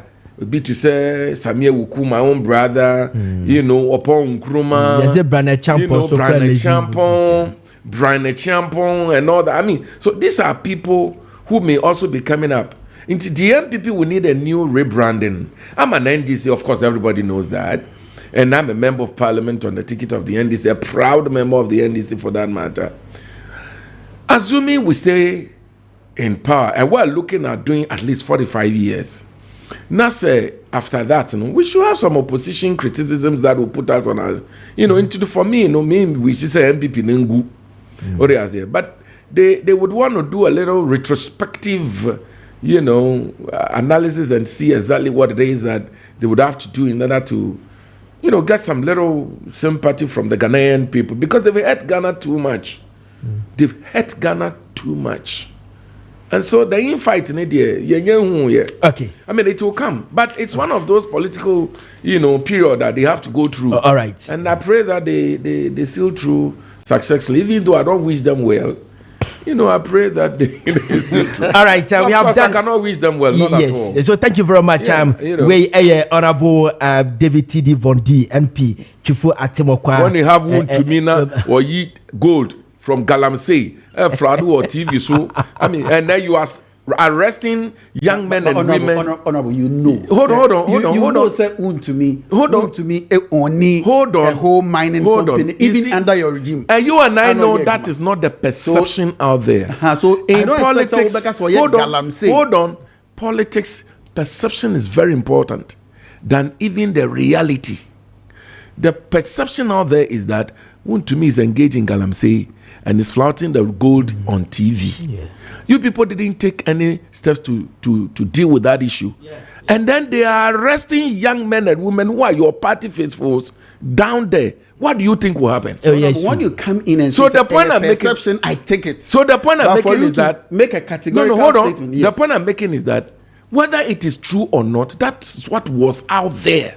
You didn't do anything about it. There are some other tranches did not help. You didn't do anything about it. I mean, as for this one, I do agree with Honorable. Because that's your problems are huge. I also agree. But what I'm saying is, you know, also Oka say the perception. I agree because that's the perception. Because see, there is no. I cannot say categorically because there is no court of competent coordinate initially that has found him guilty of that allegation. So I can only say that information, that perception was out there. It was strong. That is correct. You didn't do anything about it. But what I want to say. So you see, your problem is huge. What I want to say, they say the way you obey me say or the Galamsey, what koye Galamsey not be good. A honum na what correct and say that is a perception. Oh, okay. So that's what I get you. No, I mean that's what because is out you see, there. when you speak, because of where you are coming from. Yeah. When you speak, I take it with a certain level of what we call say the work can but and I'm person correct to say even under NDC are buying and some MPP ban your friend won't to me no you that's what you are saying. No, that's what I'm saying. Legally mine. Exactly. Well, I have no problem with that. I don't have any other, you so know, we should continue. Look at this issue. All your MPs came up to say the finance minister was killing the country. Remove him. Nana Danko Akufo-Addo refused. What do you think will happen to your base? Yeah. So your problems are big, and I wish that you go through it well. I don't wish you well, but yes. I mean, let's move to our substantive topics now. Now you deal with it this year now. You call now. Still, I'm making it for so bet with a message number 05505969929 05505969929. I know your WhatsApp. And normal text message so 0550567929 0550-567-929. What the famu biara ya bekin kai edi amount. Mene oya mumioni na mene moya adwene. But say kwa abatwa. You don't just be on your TV and say that right after the election I'll buy a private jet. Who vote for you? Okay, quickly let's start. Let's start with the Democracy Hub. People are saying the quarters that they are championing their call from is wrong. That's the Supreme Court. But I must package this controversy again. That Democracy Hub and some people in the CPP, I say, call and say, Kotoka International Airport, and as a Ghana International Airport, no, yenni Kotoka ni dimfen free so na yenni muno after a prominent man, different person, are you prominent? So about this country. Na yene ura Jeffrey Tete, also the secretary, Edema Coalition of La Association. Honestly say, see you dini dia. And the info beer or yaga or no free greater cry a dinner and fanto. So let me give you 10 minutes. It's exactly 9 o'clock. So in the next 10 minutes, you are on the floor, lawyer. Let me start by saying, say, Ura Jeffrey Tete, out in the Kasai, he's very smart. Very smart guy. Because very smart. Angela Ufriba, you know. Nashasi Munona Utia, and yet de papa. But the way he ended it, you could see say he has a point because say ekobase monuments be prepare one crime. Nan crime for the omunnimu kra na because we also have people almost we jinem Asevo Ghana. Yes, that's right. It almost bemu name of the impression na eya creating say eya assassin no bibi as say eya dia but later no o kire mu say nya sa and not be kwa ne bi abaha na ayekama from the Democracy Hub and CPP and the court. Let me start by saying, sir, you see, me for one, okay, say men describe on chroma the American say oyobia ne pensono na adwina edani trim na enyini chai ne pen no na dwina nyini chai ne pen no enti eden so better say nipa nase. He has this kind of an advanced brain. Hwe Kwame Nkrumah and sasekra oje edigu ho. Look at Tema motorway. E bro ye Tema motorway na Tema te saying na cars saying the fast war. Let's just go 10-20 years, even 20 years back. Tema motorway wonam so na na bush. As I say, real estate for chassis a building home. So, who vision not that a creative be kesiye editor home. So, Kwame Nkrumah me MPP ni, but he's one of the persons I cannot sit anywhere. Na min belittle Kwame Nkrumah. Na general na eso. He had a vision for this nation. The issue at a point in time, and Nkrumah went to me. You see, as a leader, when you are driving anything, you need to be able to pull your followers along. By honor, went to me. Emma ebinom ne ene na anya adwene. Adwene omo ne na anya nintino. Ekodum pempen so bia na akwakwa ese dictatorship ankasa. Ena eye adwuma. Jerry John Rawlings 31st December 1981. Oye 79. Oye cool Nkrumah. Ask yourself, so cool now or yeah, you know. Cool no. What was the atmosphere of the people? Were they in support or not? The people were in support. The Nipana the said let the blood flow. So can be na now show the mood of the people too at that time. Muteki decision bia or muteki you know. Ebi on the second coming no and ne mu bebre honoma ye ne nya adwena ebisinde. Go to Burkina Faso and see what is happening. Your friend Traore, yes. Traore. Are the people heroizing him or they are demonizing him? They are heroizing him. But ignorance is a cool nyade papa. But all circumstances at that time now, a day will come and say ebimunya yananko ye na free so. And ye ni free so a day will come because he's a cool mekantino. Yebeka say etia no. Because sad day na beba no o man feel de enne ebi mu feel bi. The same with Kwame Nkrumah. Ebra Kotoka 2 no how was the feeling of the people then? I'm not looking at now. Because Emrem Kurano Shamra, no medical Supreme Court, be way a constitution. One of the ways that it means interpreting the constitution and other things is a very big armchair rule. What it means, they say you need to the judge sitting there, Emrano no ni ho. Yeah. But so otina armchair muti said ye ono na mrano. I did not join in our quite chile. I say nipa na otro mrano na ni position na no jina mu net saying no already nipa na otro mrano 100 years ago no ni ho no the amani ne judgment. I see. Enti ye demonize Kotoka. Ye unu so unu zuku wa ye no just like Rollins in 79 no. Enkrofo ani je Nkrumah statue nyina ye mu anto. But we've come to realize that nyina no highly unnecessary. Nkrumah is a great person. It is a breadthrough. Na say binum susu say edi na esi eyi free wa. They should go through the right channel because the name Kotoka International Airport no. Honorable Neti, omo na parliament, omo na shemra. Omo na shemra ma edi ni eden etoye.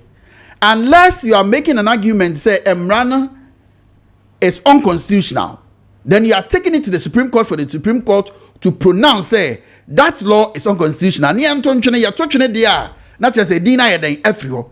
And it say no in fact mintimin share omo ade omde akoto Supreme Court na omo enyina so a omo de akọ.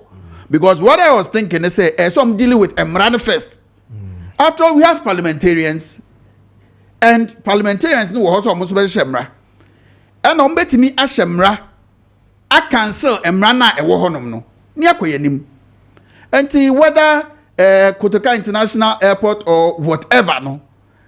Kotoka so no so be leader. Ebedi o mine anim. It on the ento nchine kura na. Although Kwame Nkrumah is my man, but I think say we shouldn't just demonize Kotoka. Why? Because at a point in time, no so no. Yeah, they are face bi nanom ne face bi. But maybe the rule of Kwame Nkrumah role play uba MPP form ni omu JB Dankwa so nim so omu so yamfe JB Dankwa ni agro. JB Dankwa wu ya fi any 60 years. Nyame ya adomo a eye edakwasi ade ya no 9th of March, which will be 2 weeks Sunday by now watch JB Dankwa ye ne memorial kese e wo chebi Presbyterian Church kwasi ada nopa na yakone na so ne ade enti JB Dankwa so no bright person a so utie NDC for any MPP for kra omukasa of parliament ko hwe Hansard nimu in the past the now speaker of parliament ekafa ne ho the your friend is saying now leader majority leader ni din cry dembo Honorable Ayariga Mahama Ayariga num kafa ne ho so fantastic. Such a person he died in prison under that PDA Act by Nkrumah. Yeah. Why should such a fine brain can be mamen kabi democracy.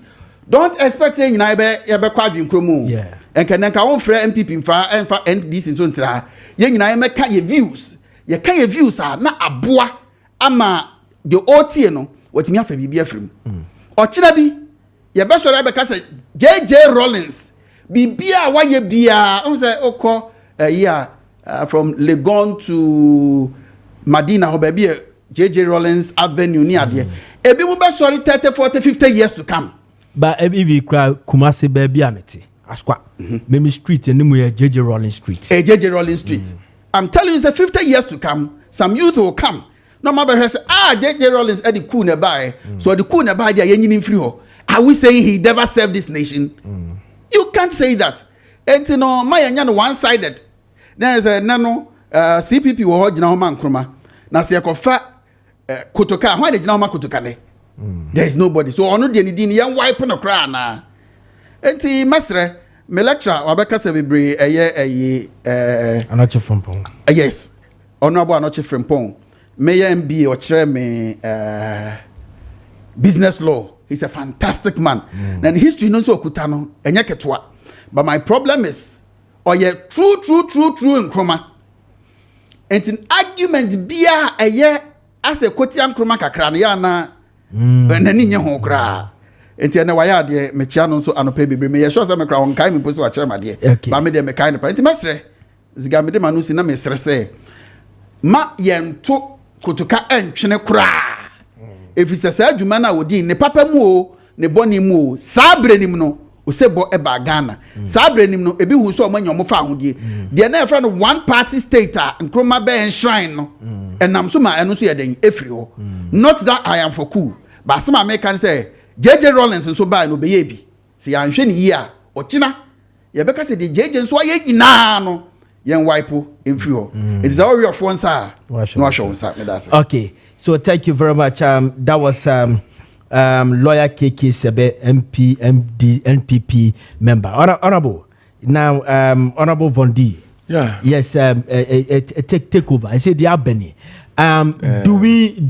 Is it necessary for now to remove Kotoka Din free such an beautiful? I think that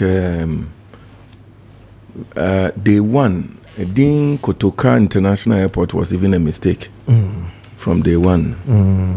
What was Kotoka's role in our struggle for independence, in our struggle for, Ghana's movement and so on and so on? Yeah.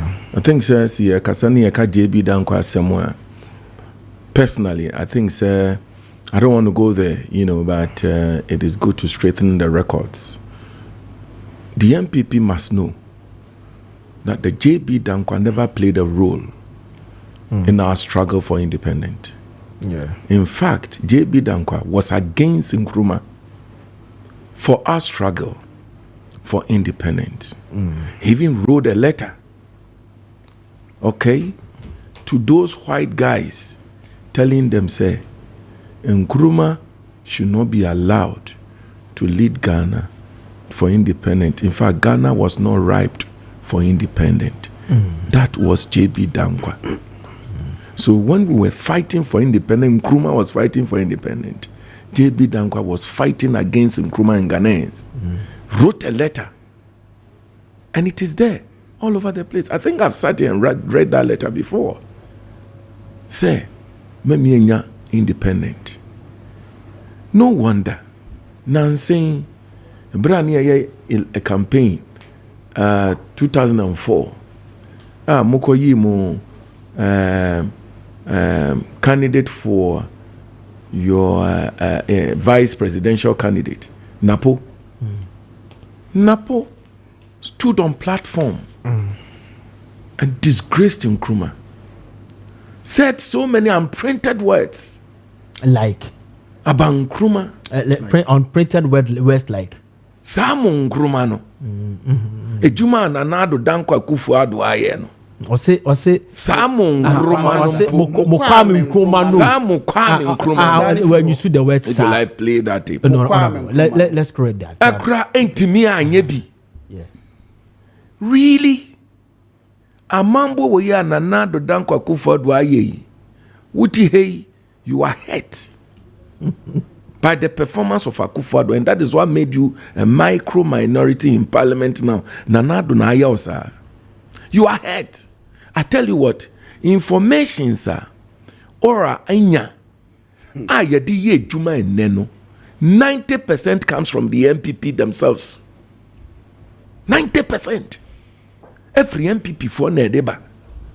Dia Nanado Dankwa Kufuor aye Ghana. Uba bem na see the 3.9. What time you now call 17 point something, almost 18. Nanado Dankwa Kufuor banks awe gunu kromga. Nanado Dankwa Kufuor sikapudu awe nyawa nsem.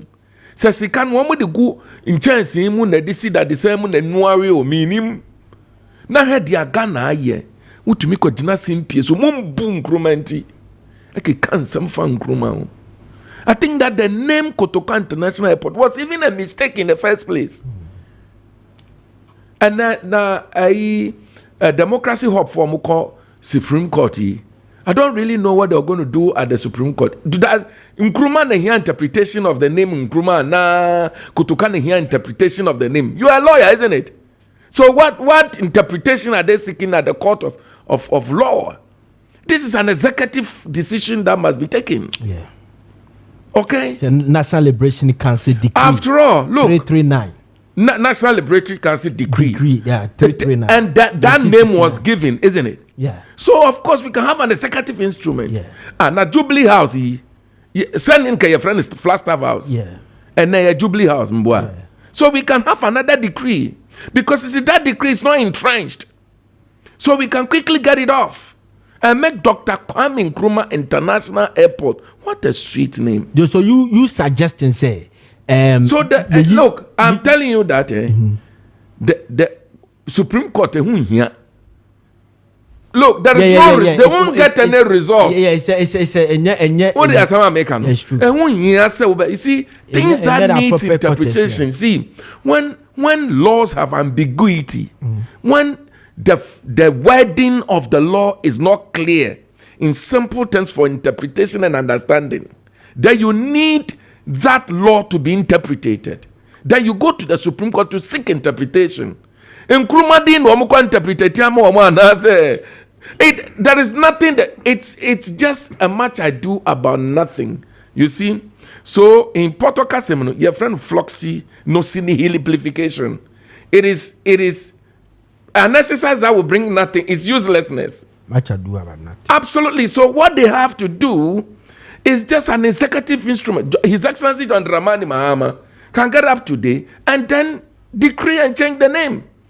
And I think that Achembo, when you have people like this who are coup makers, whose predecessors destroyed Ghana to this level.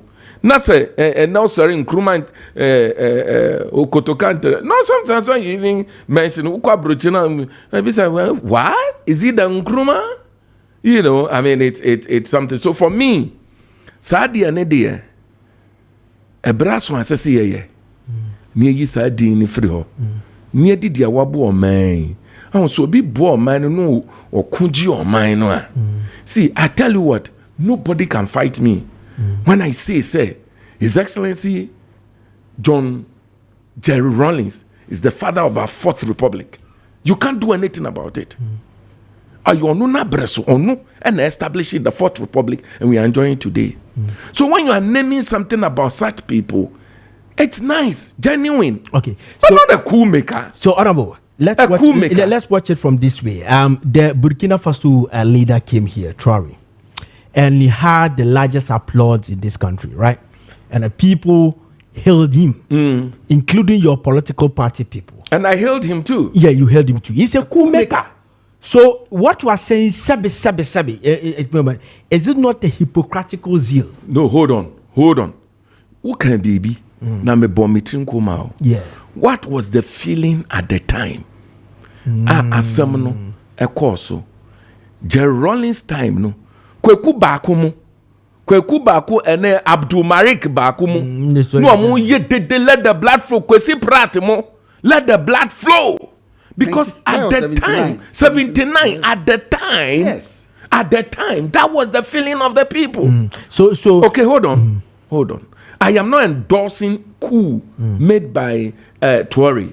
Never. Democracy must reign. Yeah. Coup no must not. I am talking about somebody. Why coup? Wa Burkina Faso. Na onipa ba kumpo blade entraning sample. Ema moja ba kwanto form. Na at the time ayeni election wo Ghana hano. Democratically election no. Nipa 9 ewu ahwi wo mo kan yabo wo mu tuo pe eku won. Na Nado Dankwa Akufo-Addo, the commander of the armed forces at the time. Okay, the president of the Republic of Ghana. Atenasua 80 years. When Timia Bodin Dakranka say, you see the differences. So which one is it that you are talking about? Are you talking about how does it link to? Hold on. Are you talking about the coup that Kotoka in Crawford? Nkrumah yaya Nkrumah wa magana so anka Ghana mini wo kase ene hwe factories Nkrumah buya ene ya say no go to Tema na show nipa wetimi asay bribi sa no asay Ghana fa ho die. Look, Job 600 at your team of parliament.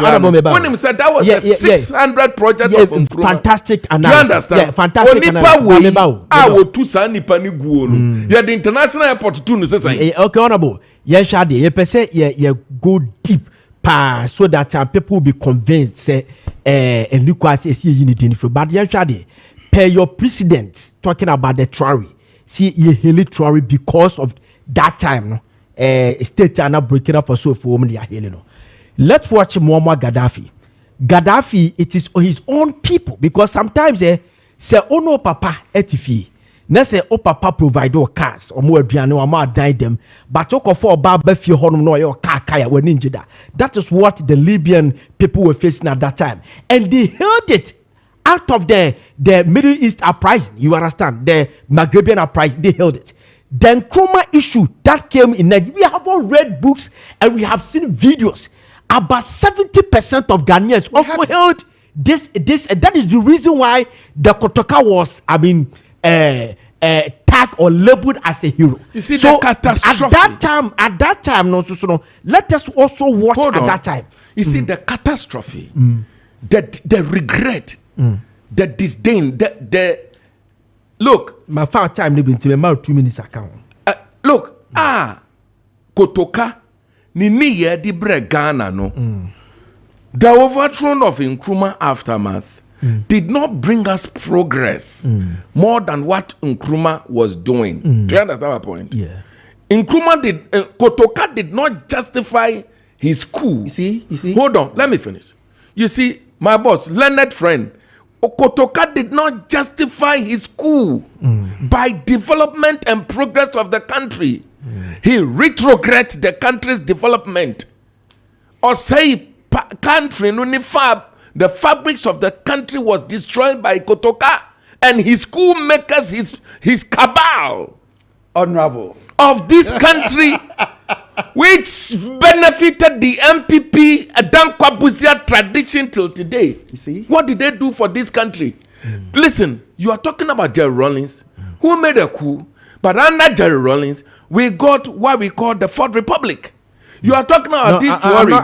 I did not mention Jerry Rawlings. Well, go to Tuari, who is hailing, where everybody is singing praises for today at Burkina Faso. Hold on. Burkina Faso is seeing progress today. Look, Gaddafi, the killing of Gaddafi was the most horrible thing that has ever happened to Africa. Okay, if you ask Barack Hussein Obama today, said, "Dian waya, wabedi omai America so 8 years. Dian waya, wanu ni hum, awanyayank 1 year no, was the killing of Gaddafi was the most horrible thing that happened to Africa. Okay? And those days, who call Libya, won't try electricity bill, won't try water bill, won't try say, and Libya. Why? Because we betrayed ourselves. Just like Dankwa and his people wrote petitions and millions of letters to your friend said 1 year. Okay. Nkrumah free one. Okay. But Kotoka's name, yes, for me, should be removed. Okay. But they are not Yeminhunu at the end of their Supreme Court. No, but they haven't suggested that Kwame Nkrumah's name should be named after. Do you have the statement they had? I don't have it. But you don't have it, so you may not be very sure. But I think that if they add it there, that means that it will tend to be an agenda, because we don't do a national dialogue like that. You just tender in that the person or Smesi, he does not qualify, and that is all. No amana endua. Then back, no about the champion, but who the shame we don't do national dialogue. Let me give you 30 seconds to react to that. Honorable will have a final bite. I'm making a point, but JB Dankwa de Kase can who has some program, so I won't go there. But what I'll say is I'll read his letter. Gaining the independence in Ghana, it wasn't an event. It was a process. I'll end there.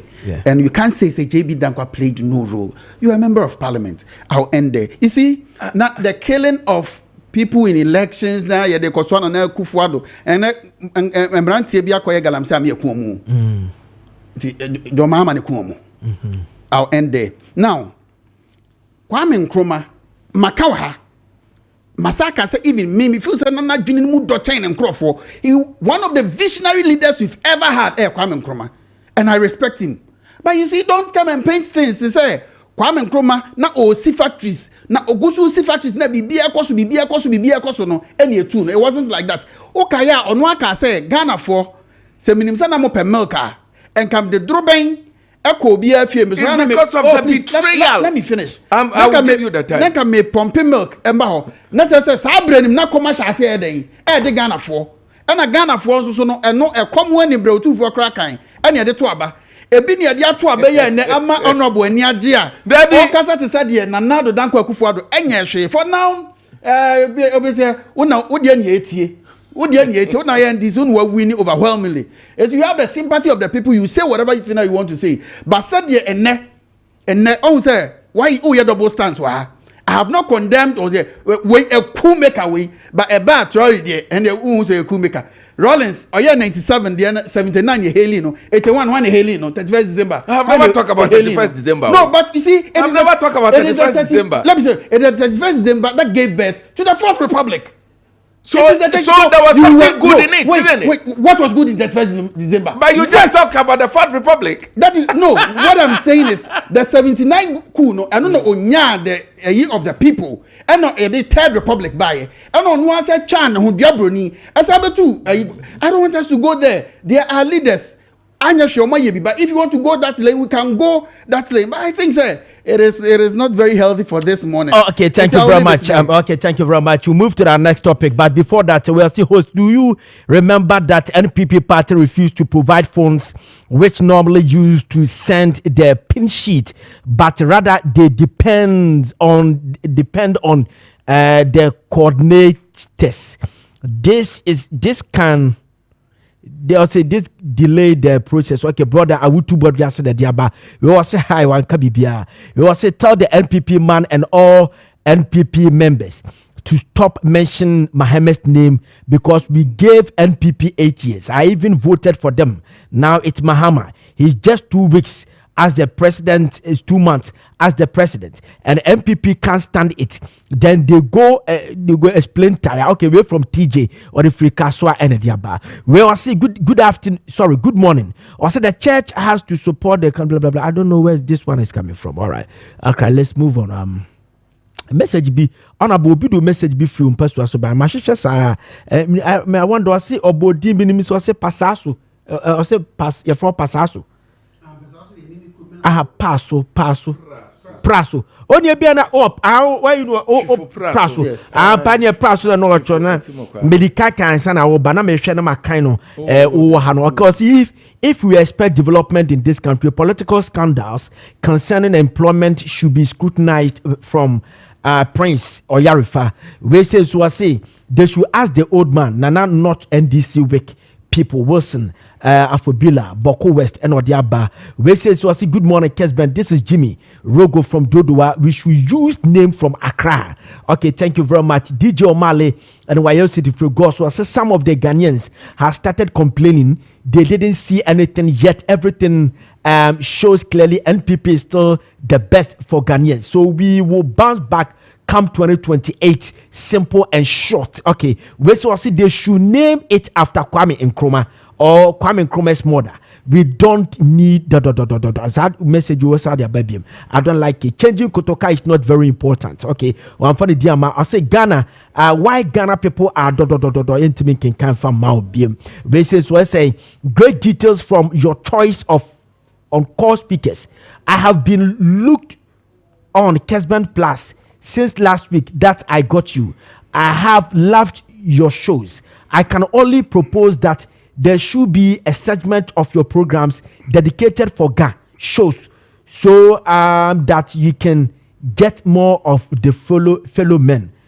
Thumbs up. Okay, Kessben, thank you very much. Okay, so I will say good morning, Ziega. Please, you are doing a marvelous work. Ziega, please extend my greetings to regards to our incoming president, Kenneth Japan. Ziega, let the MPP know that we are one. So let's give the power to Kenneth Japan to bring the party back to power. Okay, so yeah, call our next topic. But before that, I will say good morning, Ziega. My name is Abdul Momin from Ashaman. We need to move from being a nation of people whose actions and thoughts are only triggered by sentiment and emotions. We like to make decisions only when there is noise, and that's obviously not a good way of making decisions. The wise things to first do is we should find out the brain behind the naming of the airport after Kotoka. We cannot be making decisions just on the impulsive demand of some noisy people. We cannot keep going in cycles and changing names here and there. I think that should be the least of our worry. What is done is done. Let's focus on the future. Nice message. Okay, thank you very much. Bring your message. More messages now by making can in the amount. Go to WhatsApp Diano Yabekin Kai and no 0550 596 929. 0550-596-929 and a text message in here 0550-59-567-929 0550-567-929. Okay, gentlemen, let's move to our another topic quickly. This one, my main chasing from Honorable Vondi. Or say, it's a minority for say President Mahama strategically and subtly using the state institutions to terrorize and harassing the NPP people. Ebese will take you over no, and the former appointees and authorize almost Professor Maya Confidie aba ya invite no ora osnoba ohne Jan and so diaba abronye DC diaba on and on and on and on. Ghana obi DC kan ye hu aduma ye say witch hunting ye invite obi a ye say arrest say yeah witch hunting, so I say witch hunting. Witch hunting, so I say resetted this country. All about witches way. So let's move on. Next 10 minutes. You see 9:30. You see the MPP cabals, the MPP, you know, people. As a senka mino kase, omusha tarifita. Ekwa sorry them. Me ama sorry Pentecost. No muka daira diase John Mahama approach wadibu omai, especially in relation to the things they did to this country.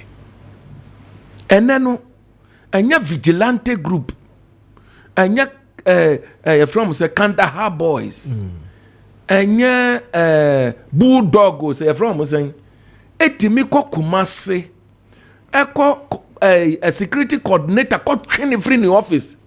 Actually, they far from this reform. A tunugu, and you be near. And no, and ya 1 year at this and some at this area, the Amako Jina court, lawyer, Edwamako Jina court. Now, one to me, at to me call free, when he paid Dina court, a Bora court, and get to trust them. A Jenny panning a dinner court from a judge and a Johnny Fan Tokium, and ya be Honorable. And no.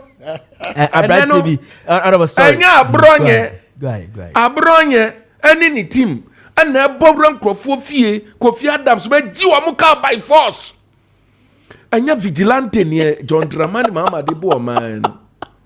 Name mono, me de radias say NPP for say he's using the state security, police, national security, and I inviting Crawford. Professor Maya Konfi invite no.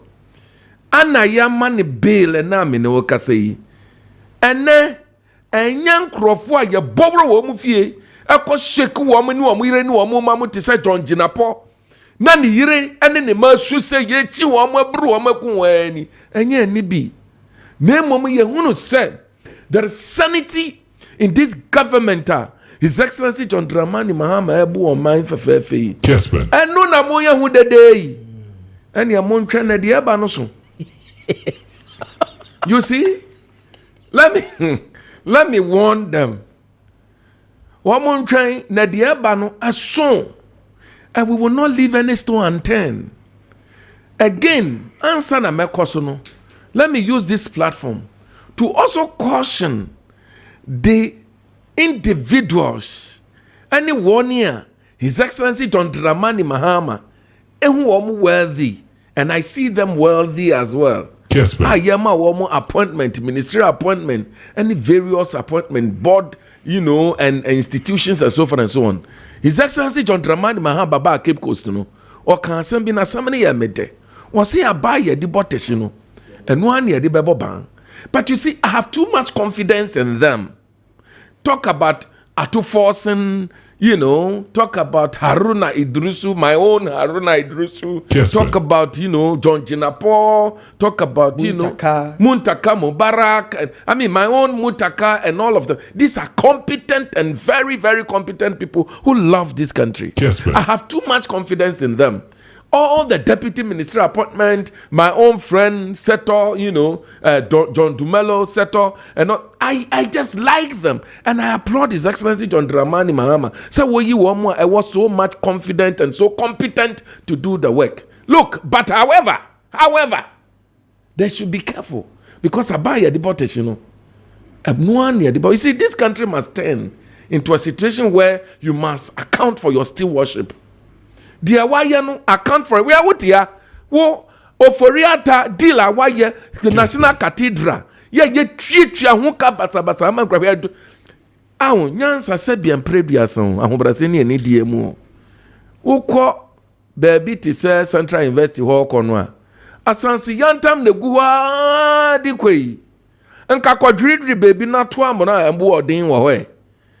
Na nado aba me ebubu passport office ebubu ajaji for dan ebubu ato amuna ne bo odin edi egu ho bra na be yi anu ose me yare wo hospital krom ha na yare krom ha wo kro yare me kro me yare na yare krom ha bra na be yi de wa ya anu a wo see ye.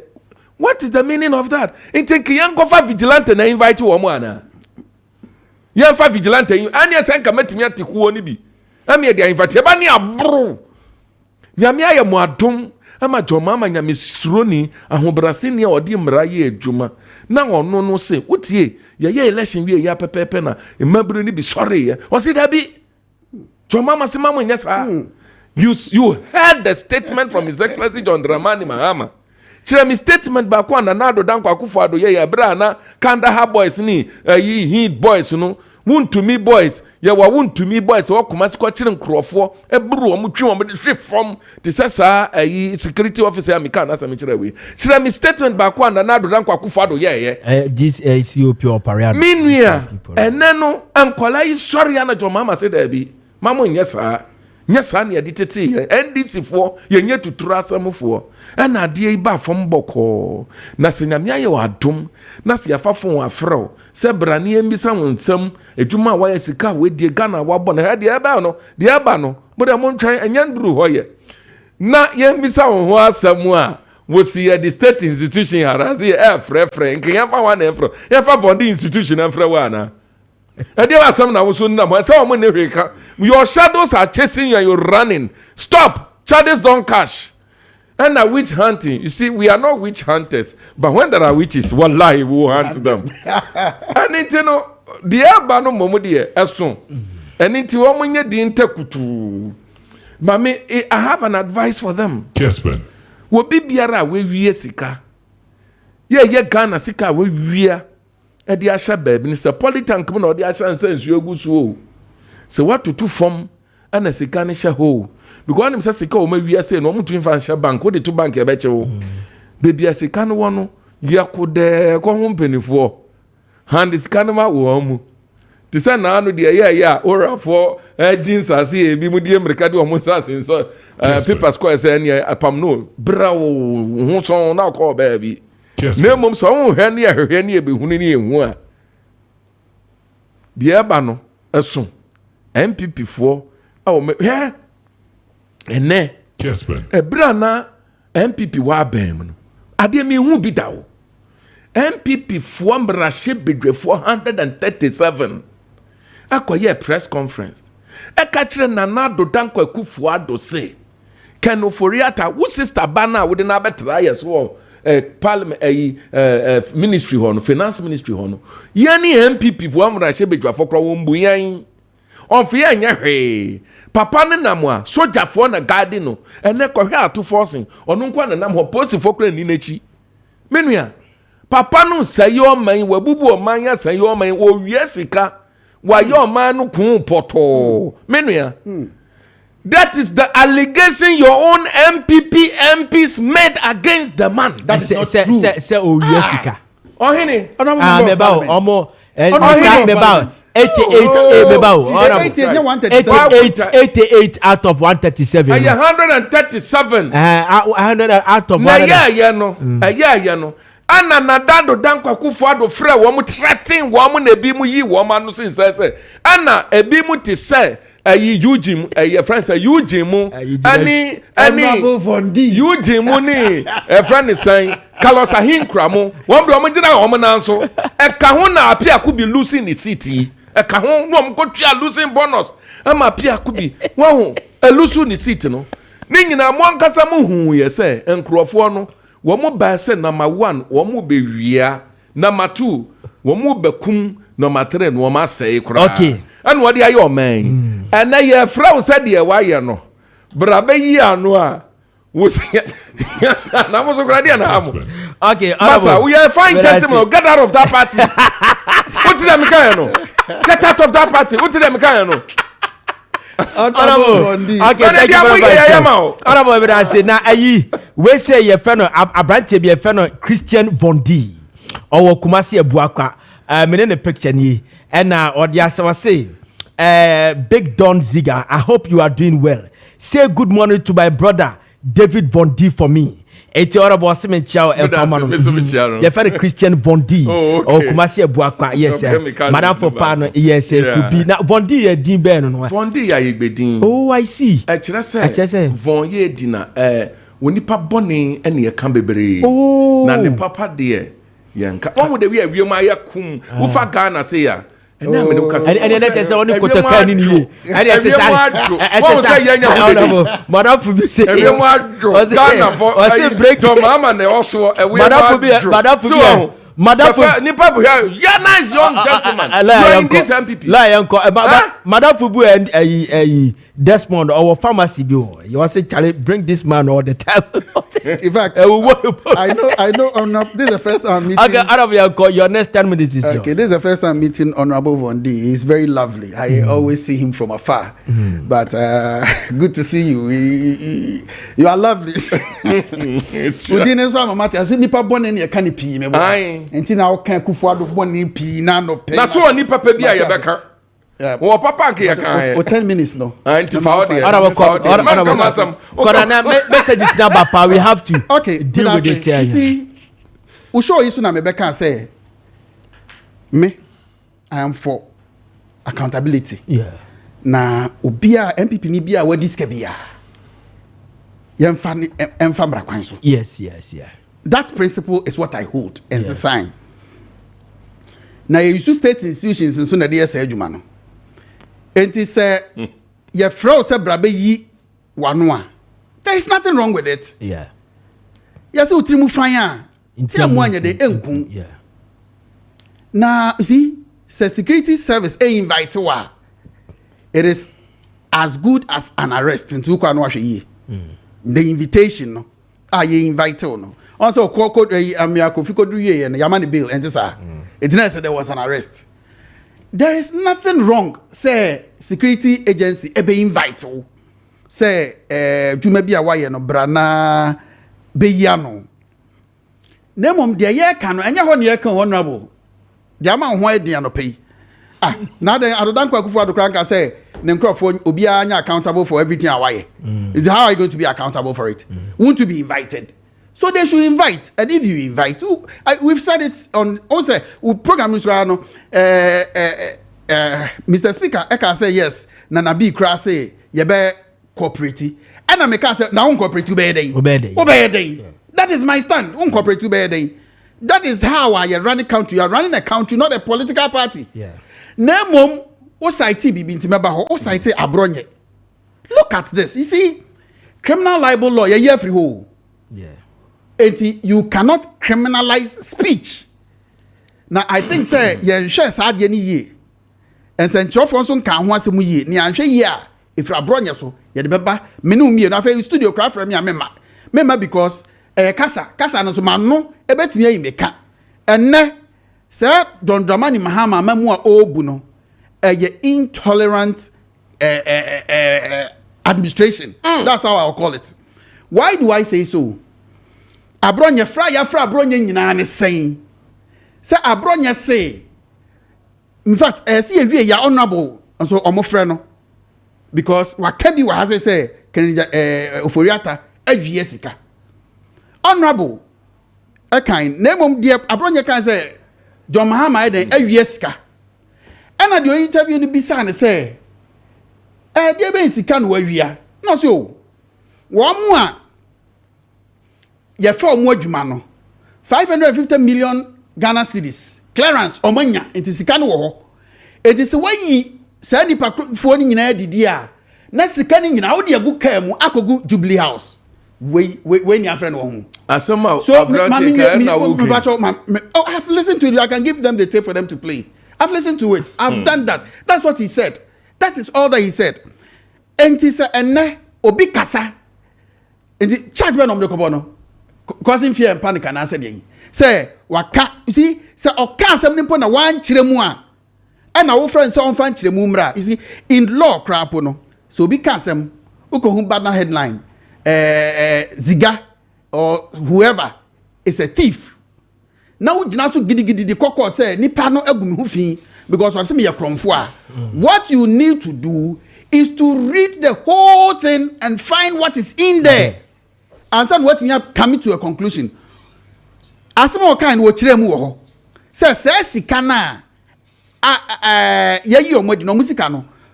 John Mahama de agu van mu e de akosi Flagstaff House. Flagstaff House no man dia. It is your first can go Flagstaff, our first can go more mine. If this is what he is calling stealing, is that stealing? We are in this country. They just be a context or the back canon. I'm just saying you take you see, so even you take the whole thing. Honorable, I shouldn't have cut you, save that. Please, me. Please. I would say sometimes ubi kasem. Or say, oh Fakotoa. Yes. Any difference. Jamaica chance. Yes. Tebia President Mahama. O wafa de call a Jubilee House. Wa sesa de call Jubilee House. Ebia o de wi a kafa ho no.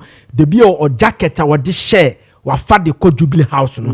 It could be say bia o can nice way so man penny protect the coffers of this country and the purse of this country. But it could also be say bia o can in the way say bia o man penny intercept our fa de no kra. So ebia fe na ye kwa kope interpretation and I say a linguistic laboratory to whatever na Chief Ziega je be normal see that be am can say be say nya aboa no kwase anko na ya tem didie it to point na kan meti ase that's what I'm saying say okan say Mahama eye kromfo na so say utie de ode source ni nyina ho na say come to a conclusion what he means enya kromfo ne say aka so be a kromfo oh MP sitting member of parliament and now a minister of state. One can't say Akufo-Addo has not only stolen the public funds, but he has even stolen the purse. Or say Akufo-Addo ye kromfo where we are Ghana sika. Oh, oko yenim. I think it's Sam George. Oko kromo say police at the channel. E many defender ye. Say Akufo-Addo de when ye sika no nko Foto nankasa no say susu adaka na de Ghana sika. Susu adaka na Akufo-Addo. Was say wi aka ho. Watam de ko. Esiche bi. Oh, the honorable. But you see, that is why I'm saying. Honorable, let me, my time won't take. And I make us say, more very intolerant because Akufo-Addo to meet here the same way in Amman. Akufo-Addo, yes, we detect no. More stress, no. To meet take his same way in Amman. But John Mahama, yes, what Fesika at the Aquaco Jubilee House. One man national security say, Yankonko Fano, Bureau, NIB. Say young gongo fano. I know na share the contest near there. Enti na che say honorable Kofi Adam scan na abronye. Ekoko je ye no. Enu nti ne yepe bibi a che abronye ide we na efren na. If that is the case na me hu abronye we very clean. It means that mo na che because this is not an issue. So invite no. You cannot tell me say national security. So every morning the president is briefed about the security of the state. Not so. Yeah. So if they are going to pick people, the president will be briefed. And the president himself, I will say, was sanctioned the air course. That's what I'm saying is intolerant. Now, and as a one sanction na so ni mo hwe dia ene na onhwe na memo ni ye ye wo omanyi mu ena ne attorney general of the state ati abeka che ye say huge cases are ye die omo ayesusu so omabo oman no kro no nsem a ye die no ono wankobo president mahama amane na momotimi kobo nipa na ye di na sem no na lawyer fo amane na omodwene ho u case yenya ya na ase ye nto aso osi yenya ya no agyae osi ye nto aso anu ya nto aso enti enu bi na ekoso wa ha na. That is why we are saying say so abronye kwa de ya I will say you want to use the state mechanism to terrorize MPP people. Okay. As for that one, we will not agree for those things to happen. You won't agree. What will you do? Okay, go ahead. Yeah, agree. President Kufuor you see, 18 years can say. President Kufuor say, "Dear now, your friend is saying, wait, Professor Amia Konfi. We invite no, Okoy.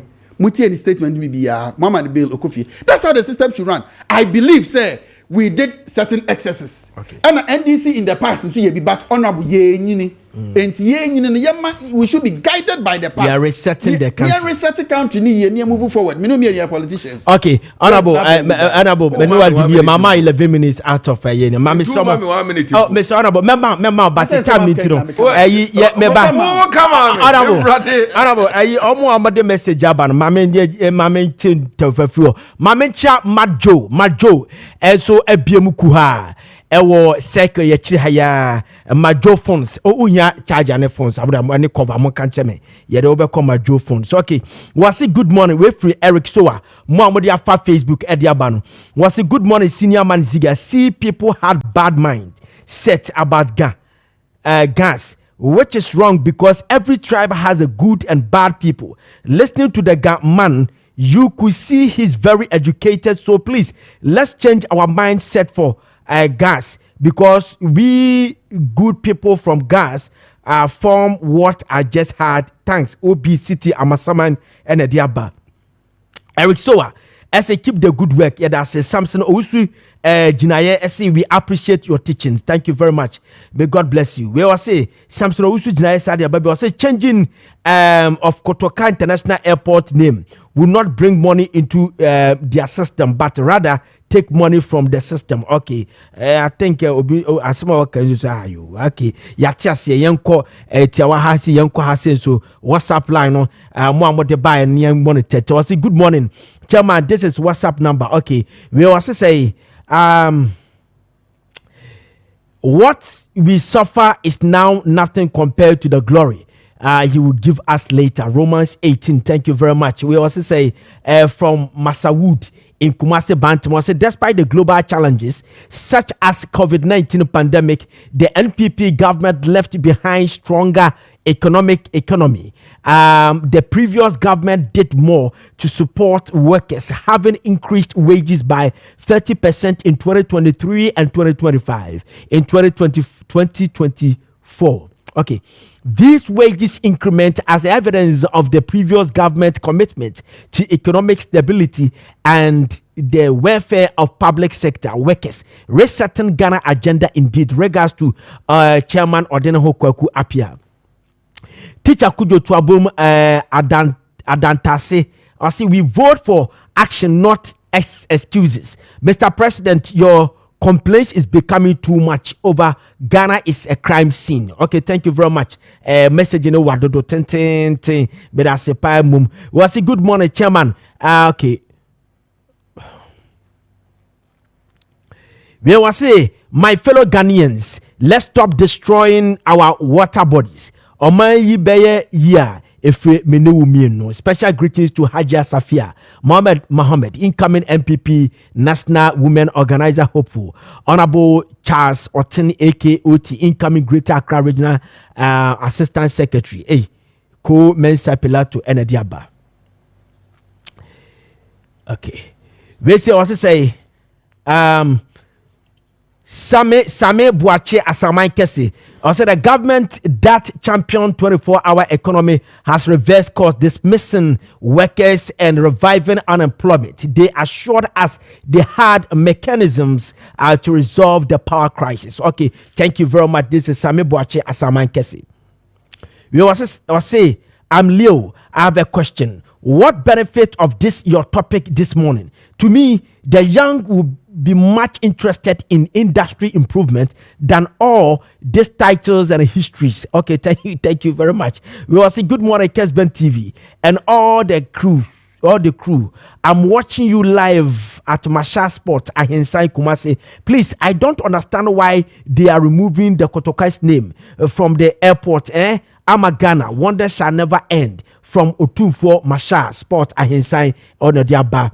We will say, I think we need a painstaking consultation on this matter. The decision of naming important national landmaker and hallmarks is to be left to the government to take, if they to be named only after local important person. We will encounter difficulties, Dr. Sapone Diaba. Messages no do so power quickly. Honorable Mama Mama Teto message to messages no so. But Mama 2 minutes now for rebut or last message in rebuttals will be quickly. Honorable Vondi. I can't a dean's sign. Okay, Genesis chapter, I think 17, the verse number 5. Prophet.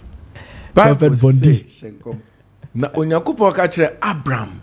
Genesis. I think 17:5. Genesis 17:5. Oh, okay, go ahead. Either 17:5 or 5:17. Yes. Bible say, Nyankopon ka kire Abraham say, na wodin eni yemfrɛ Abraham biom, ye bɛfrɛ Abraham.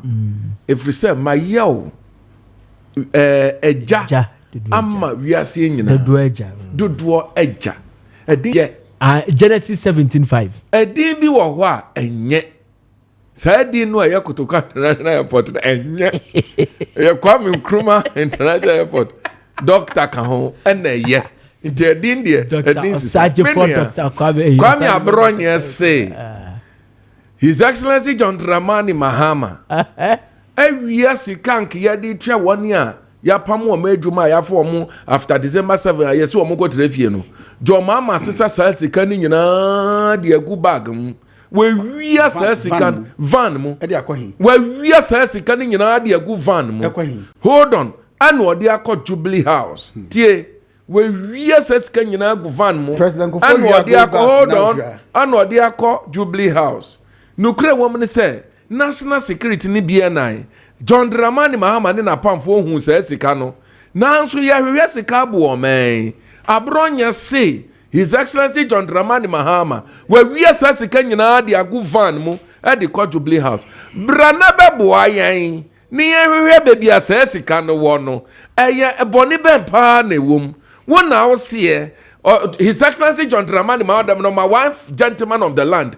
Ewia sika budruo we de agu van mu 500 million a billion. Million adi a good van mu anu odi akọ Jubilee House ye hu se skabia of Jubilee abronye wona ho ye wona wo kan ye bibra na babo ayen ni ye hwehwe bebi asa sika no ye pebidi asa agena 111 no a mudi ababo ade mo adi hu sika nyina no ye pebidi esisie menuanom adi problem na wo ho na nkianfa vigilante na invite no ana wo kosoro ba fom ye be invite ro ha Ghana MPP dia ba no nya hu ya montwa mo dia mo adi nyina mbafe Honorable Fondin Ziega medase you see these things no say as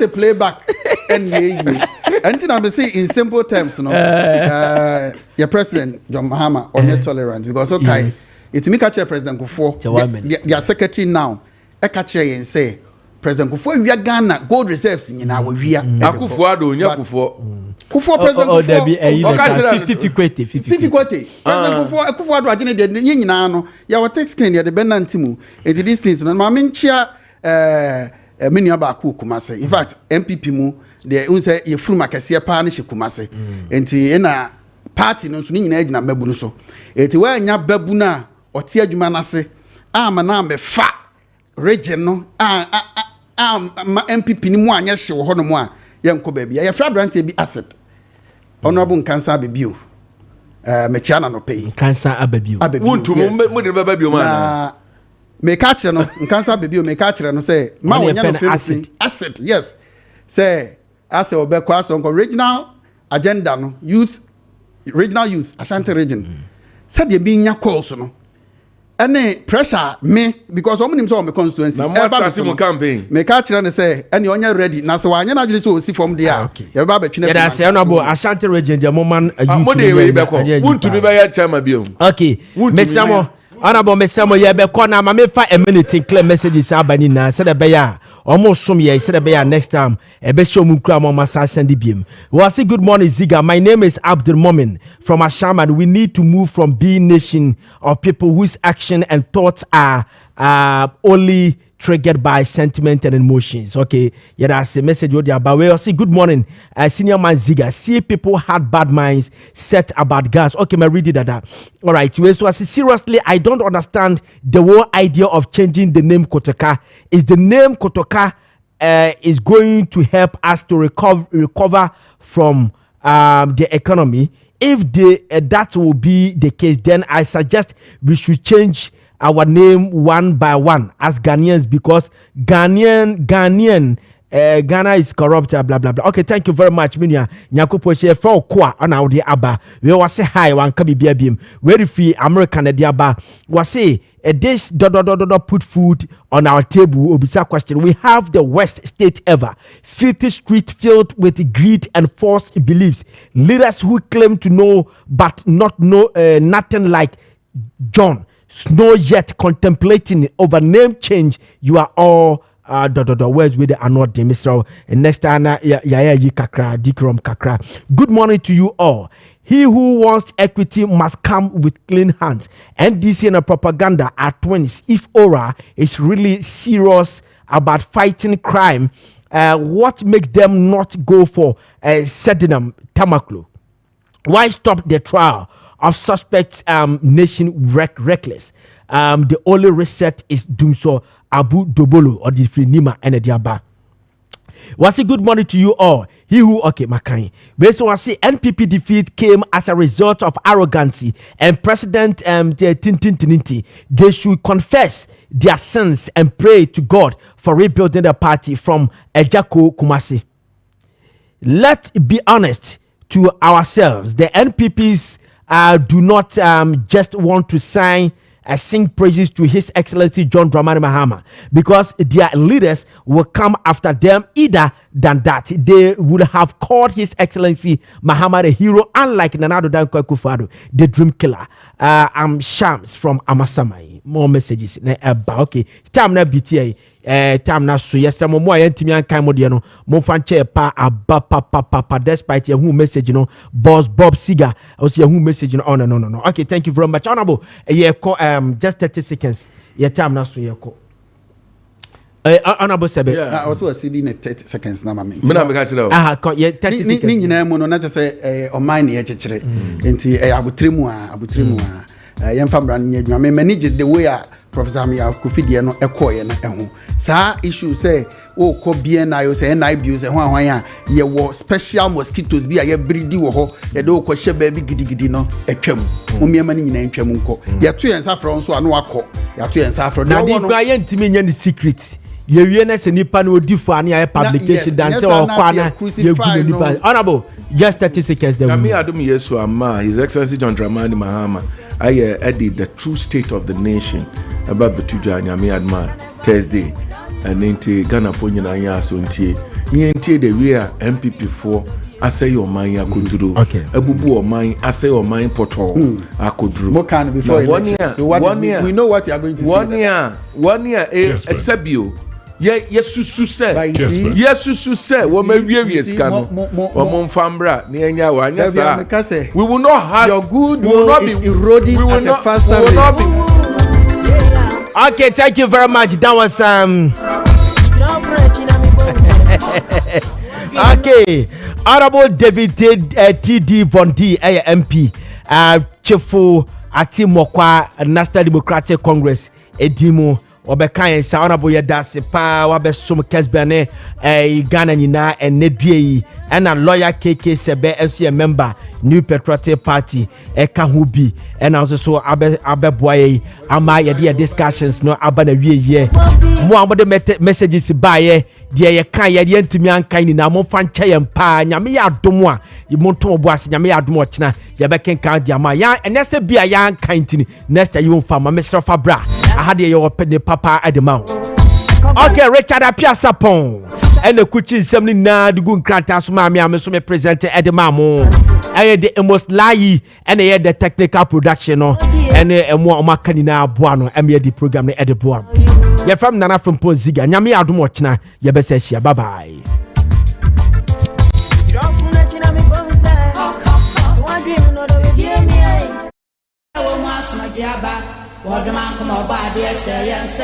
Yeninza waswa eni jeni agrewo afe wuni bi wi ase asonimu e ba se wa yira kwanso a kire ne pampa no bi asem ye obi asmo oni pada